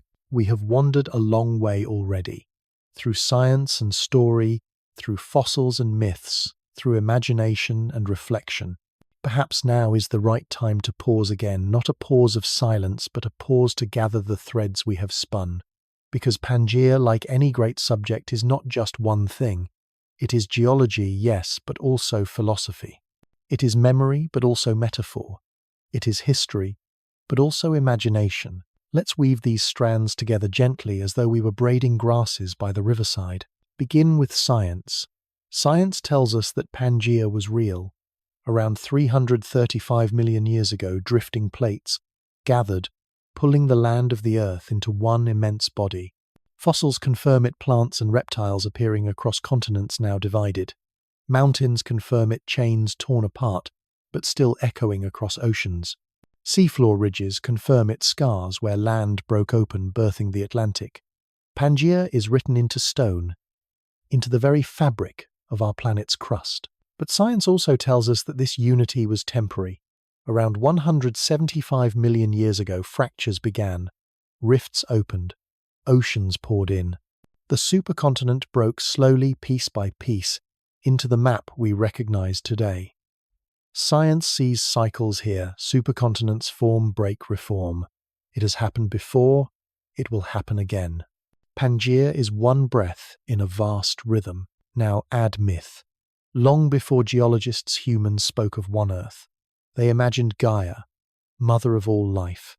They told stories of Ymir's body becoming the land of turtles, carrying continents of sky women falling onto unbroken ground. They painted the Earth as one being whole and alive. They could not prove it, but they felt it. Their myths are not fossils, but they are evidence. Evidence of human longing to see unity beneath division. And isn't it striking that science and myth, often cast as opposites, point in the same direction here? One uses fossils, the other stories. One speaks of tectonic plates, the other of gods and giants. Yet both remind us the earth was once whole. Perhaps that is why the word Pangea itself carries such resonance. It is both fact and symbol proof and poetry. Now add philosophy. What does Pangea mean for us? Perhaps it is a mirror. Continents unite, then drift. People unite, then drift. Families gather, then scatter. Communities form, then dissolve. This rhythm is not failure, it is nature. Separation can hurt, but it can also create new life, new diversity, new possibility. Just as Pangea's breaking gave us the world we know, so too our own fractures can give us futures we cannot yet imagine. Pangea also teaches patience. Change happens slowly, so slowly that we cannot feel it in a lifetime, and yet in time it remakes the world. Maybe our own small steps too matter more than we think. Perhaps every kindness, every choice, every effort is a centimetre of drift that over years opens oceans or raises mountains in our lives. And finally, Pangea teaches humility. To know that continents themselves are temporary is to know that nothing is fixed. Our cities, our nations, our maps, all of them are fleeting compared to deep time. That realization could make us feel insignificant, but it can also free us. If nothing is permanent, then we are not failures for changing, not broken for drifting, not weak for being brief. We are simply part of the same rhythm. Now let's add imagination. We pictured standing on Pangea, listening to forests of giant ferns, tasting air thick with resin, hearing reptiles stir in the underbrush. We pictured an alternate Earth where Pangea never broke, where humanity grew on one endless land. These imaginations are not fantasy, they are bridges. They carry us from the fact to the feeling. Without them, Pangea is only numbers. With them, it becomes alive again. Science, myth, philosophy, imagination. 4 strands of one braid. Together they show us that Pangea is not only an ancient supercontinent, but a lens through which to see ourselves. From science we learn what happened. From myth we learn how people have always longed for wholeness. From philosophy we learn what wholeness and separation mean for our own lives. From imagination we learn how to feel it, how to bring it close, how to let it breathe in us. Let's step back now and look at the pattern. Pangea is proof that unity is possible, but also proof that unity changes. It is evidence that the Earth is alive with cycles, and evidence that nothing lasts forever. It is a story of connection and fracture, of patience and renewal. It is, in short, the story of life itself. And maybe that is the quietest truth of all, that the Earth and we are not so different. We live on it, yes, but we also live like it. We carry its rhythms in our lungs, in our relationships, in our stories. We are continents ourselves, sometimes united, sometimes apart, always drifting, always moving, always alive. Take a breath with that thought. Inhale unity, exhale separation. Both are natural, both belong. If you step outside tomorrow and look at the horizon, remember that the land beneath you was once pressed against lands far away. If you look at a globe, remember that its shapes are not final, they are moments in motion. And if you look at your own life, remember that the same is true. Nothing is fixed, nothing is final. Change is the only permanence, and within it lies beauty. So as we gather these threads, science, myth, philosophy, imagination, we weave a softer understanding. Pangea is not only a supercontinent, it is a symbol of patience, a mirror of our lives, a reminder of unity, and a promise that even in separation we are still part of one Earth. Hold that thought gently as you rest. Let it settle not as a conclusion but as a comfort. The Earth has always shifted, and yet it has always carried life. You too can shift, can change, and still belong. We have travelled far together tonight, across deserts that no longer exist, through forests that turned to stone, over mountains that were torn in half by drifting seas. We have stood in myth, listened to science, wandered in imagination, and rested in reflection. Now we find ourselves near the end of this long journey, though not the end of the story. Pangea is too vast for endings. It does not close like a book. It lingers like a horizon, always just ahead. This is the moment to step gently from exploration into rest, to cross the threshold from wandering into stillness. The story of Pangea has been many things tonight, fact and symbol, presence and possibility, but now it becomes something simpler. It becomes a companion to your breath, a rhythm to guide you softly towards sleep. Picture again the shape of the supercontinent, not in detail, not with maps and lines, but as a single sweep of land. Let the edges blur. Let it become not geography, but feeling a sense of unity, of wholeness, of belonging. Hold it gently in your mind like a glowing ember at the end of a fire. Notice how your body responds. Perhaps your shoulders have softened. Perhaps your breathing has slowed. Maybe your eyes feel heavier, drawn down like the setting sun. That is what stories do when told with patience. They don't rush you to conclusions. They ease you toward rest. Think of the earth itself as it turns beneath us. It too is always easing from day into night, from night into day. Somewhere dawn is breaking. Somewhere else evening is falling. And here for you, it is the time of drifting, the quiet passage from wakefulness into sleep. The earth does not strain as it spins. It moves steadily, gracefully, as it always has. You too do not need to strain. Simply drift as continents drift, as time drifts, as clouds drift across the evening sky. Let's remember one more image before we cross the threshold. Imagine yourself standing at the edge of Pangea's great desert as night begins to fall. The heat of the day cools. The sand, once hot, becomes cool beneath your feet. Above, stars prick the darkening sky. The horizon stretches endlessly, yet you feel no urgency to cross it.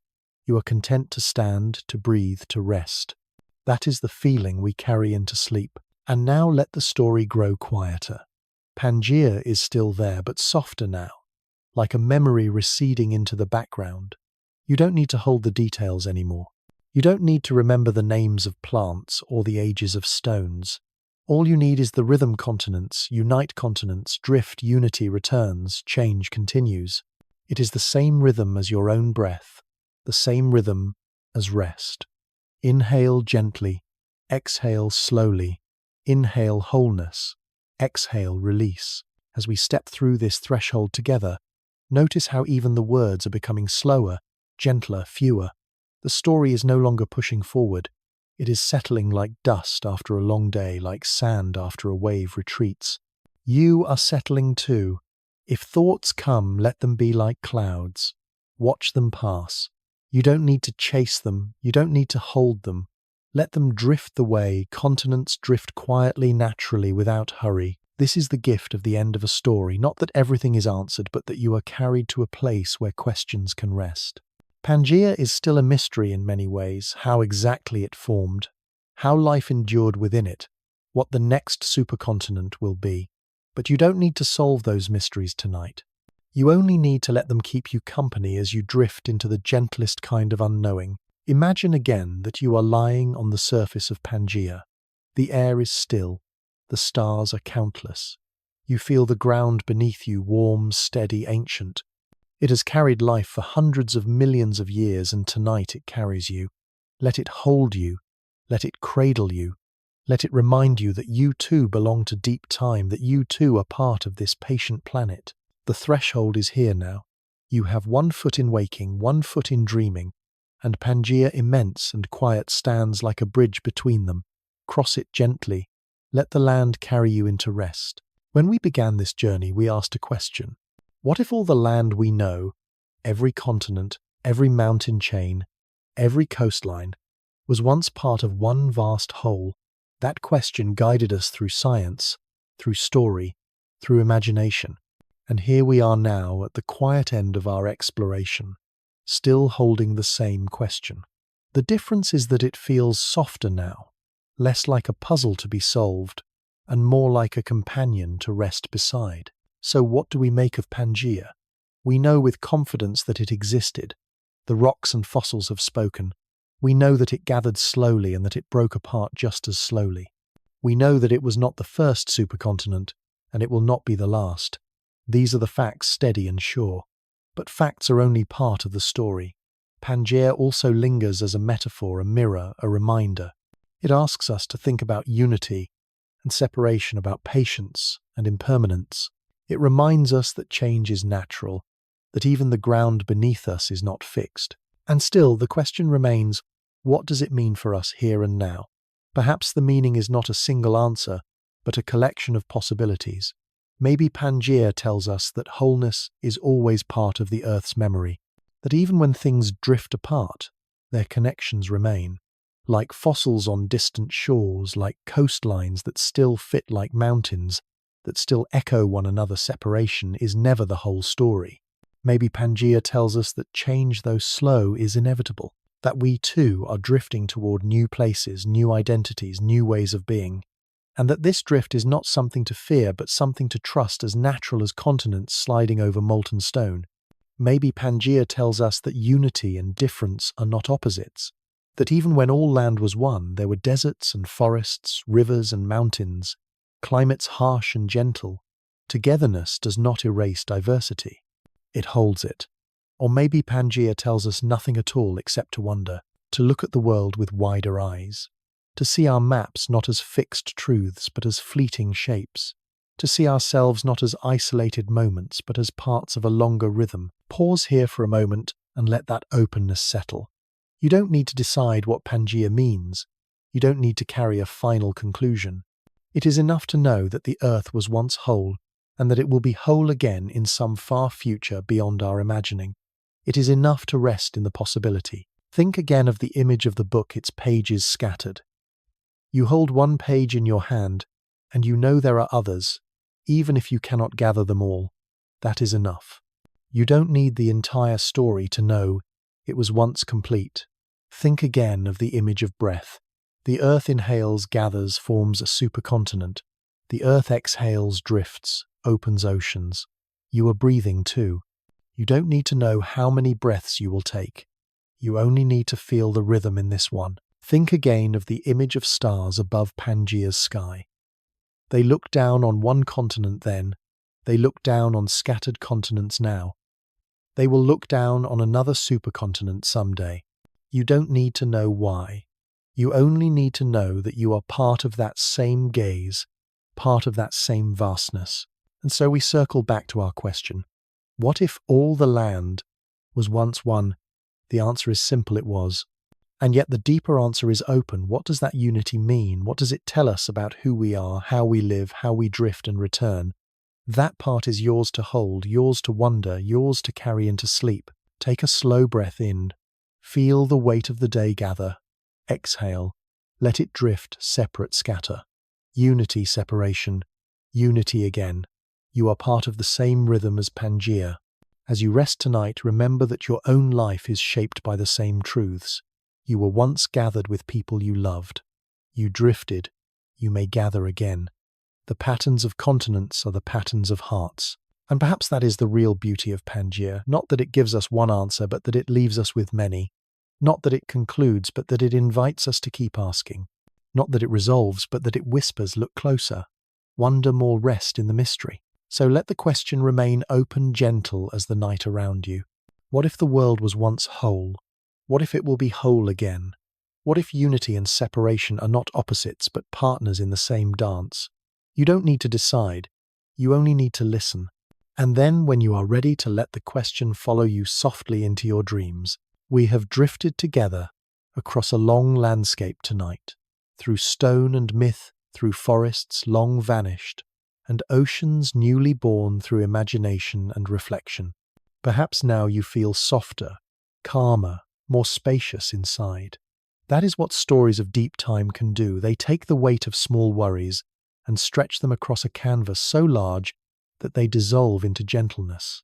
As we rest here at the near end of our journey, I want to thank you for walking with me. Your presence here matters. The earth has always told its story, whether or not anyone listens. But when you listen, when you pause, when you breathe with the planet's rhythm, the story finds a home. Tonight you have given Pangea that home. If this story has brought you ease, if it has softened your evening or given your mind a place to rest, I invite you very gently to let me know. You can press the like button or subscribe if you wish to return to these journeys again. Not as an obligation, never as a demand, but as a quiet gesture, like leaving a pebble on a path so that others can follow. Perhaps you might share this with someone who also loves to wonder. Someone who, like you, sometimes lies awake searching for a calm story to carry them into sleep. These videos are meant to be like lanterns left burning in the dark. The more lanterns we leave, the brighter the path becomes for those who wander here after us. And beyond the buttons and shares, I invite you to leave a thought in the comments. Maybe a memory of when you first saw a world map and wondered why the shapes seemed to fit. Maybe a dream you've had about ancient Earth. Maybe simply a note saying where you are listening from tonight, your room, your city, your corner of the world. Each comment is like another fossil, another trace proof that we were gathered here in this moment of time. I love reading them. I love seeing how these stories ripple outward. How someone in one continent listens in the night while someone on another continent listens in the morning. In a way, the comments themselves become a reminder of Pangea, that we are still connected, even when oceans separate us. If this journey has eased you into rest, then that alone is enough. If you drifted halfway through, if the words became softer than dreams, and you only woke to notice the ending, that too is perfect. These videos are meant for that. To keep you company whether you stay with every word or float away into sleep long before. So do not feel guilty if you missed sections. The earth doesn't mind. Pangea itself drifted for millions of years without anyone to watch. Your resting is not a failure. It is part of the design. And perhaps when you wake tomorrow, you might carry one small thought with you, that the ground beneath your feet is not fixed but moving alive, patient, that your own changes are natural, even necessary, that nothing is permanent, not even oceans, not even mountains, not even worries. Everything drifts, and in that drift lies the possibility of new beauty. If you carry even a whisper of that thought, then this story has done its work. So here is my gentle call to action, softer than a whisper. If this story has comforted you, consider joining this little circle by subscribing. Not because you must, but because you want to hear the next chapter when it arrives. Consider liking so that this story floats to others who might need it tonight. Consider sharing so that the ripples reach farther shores. And if you don't, that's all right too. You've already given your time, your presence, your breath. That is more than enough. Take a final slow breath with me. Inhale unity, exhale release. Feel how the earth holds you, the way it has held every creature, every forest, every drifting continent. Let that comfort be the real conclusion. And know that if you wish, you can always return here to this channel, to this voice, to this quiet rhythm of science told slowly. There will always be another story waiting, another horizon to follow, another night to soften. Thank you for being here. Thank you for listening. Thank you for drifting with me through the strange truth of Pangea. We have wandered together through the vastness of Pangea. We have listened to rocks, to fossils, to myths, to memories. We have stood on its deserts, walked through its forests, imagined its unity and its fracture. And now, as our journey comes to a gentle close, it is time to look forward, because the Earth's story never ends. Each chapter leads into another. Each supercontinent dissolves into oceans only to be gathered again. Each question lingers, opening the door to the next. So tonight, before we close our eyes fully, let's leave a lantern lit for what comes next. Let's take a moment to wonder what is the next mystery waiting for us in the quiet corridors of deep time. Imagine, if you will, a world covered in ice. Not just mountain peaks or polar caps, but nearly everything locked in white. Oceans, frozen continents, buried life, struggling at the edges. This too is part of Earth's story, the great ice ages when glaciers stretched across continents and cold reshaped the face of the planet. What was it like to live in such a world? How did life survive? How did Earth breathe through its long winters? Or imagine a world before Pangea, when the land was not joined but scattered into strange arrangements. Continents colliding in different patterns, oceans flowing in different currents. Names like Rodinia and Nuna whisper to us from deep time, asking us to imagine what those forgotten supercontinents looked like. Could they teach us something new about cycles of unity and separation? Or perhaps we look forward instead of backward. What will the Earth look like 200 million years from now, when the continents gather again? Will we see the birth of Pangea Proxima, a new supercontinent, rising from the slow drift of plates? What creatures will walk its forests?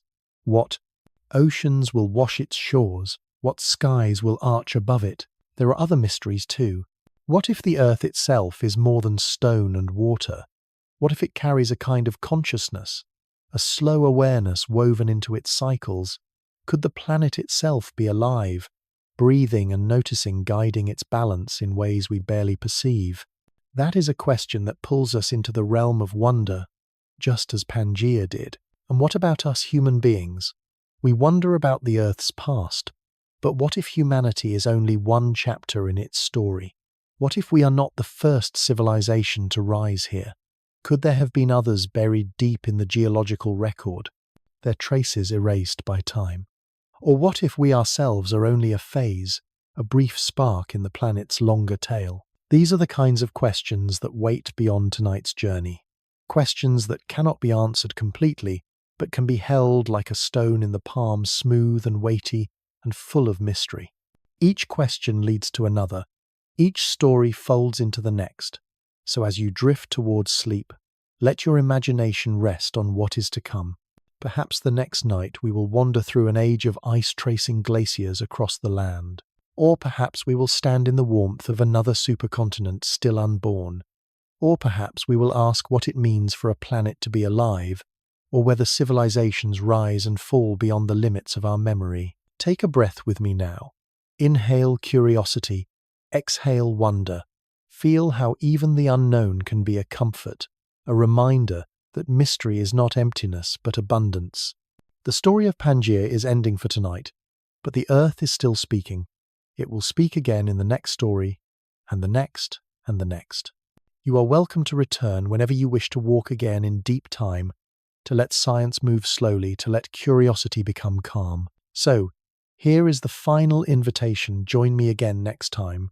We will light another lantern. We will follow another question. We will wander once more through the quiet corridors of history until sleep gently finds you. For now, rest with the thought that the Earth is not finished. Its story continues, and so does ours. Good night.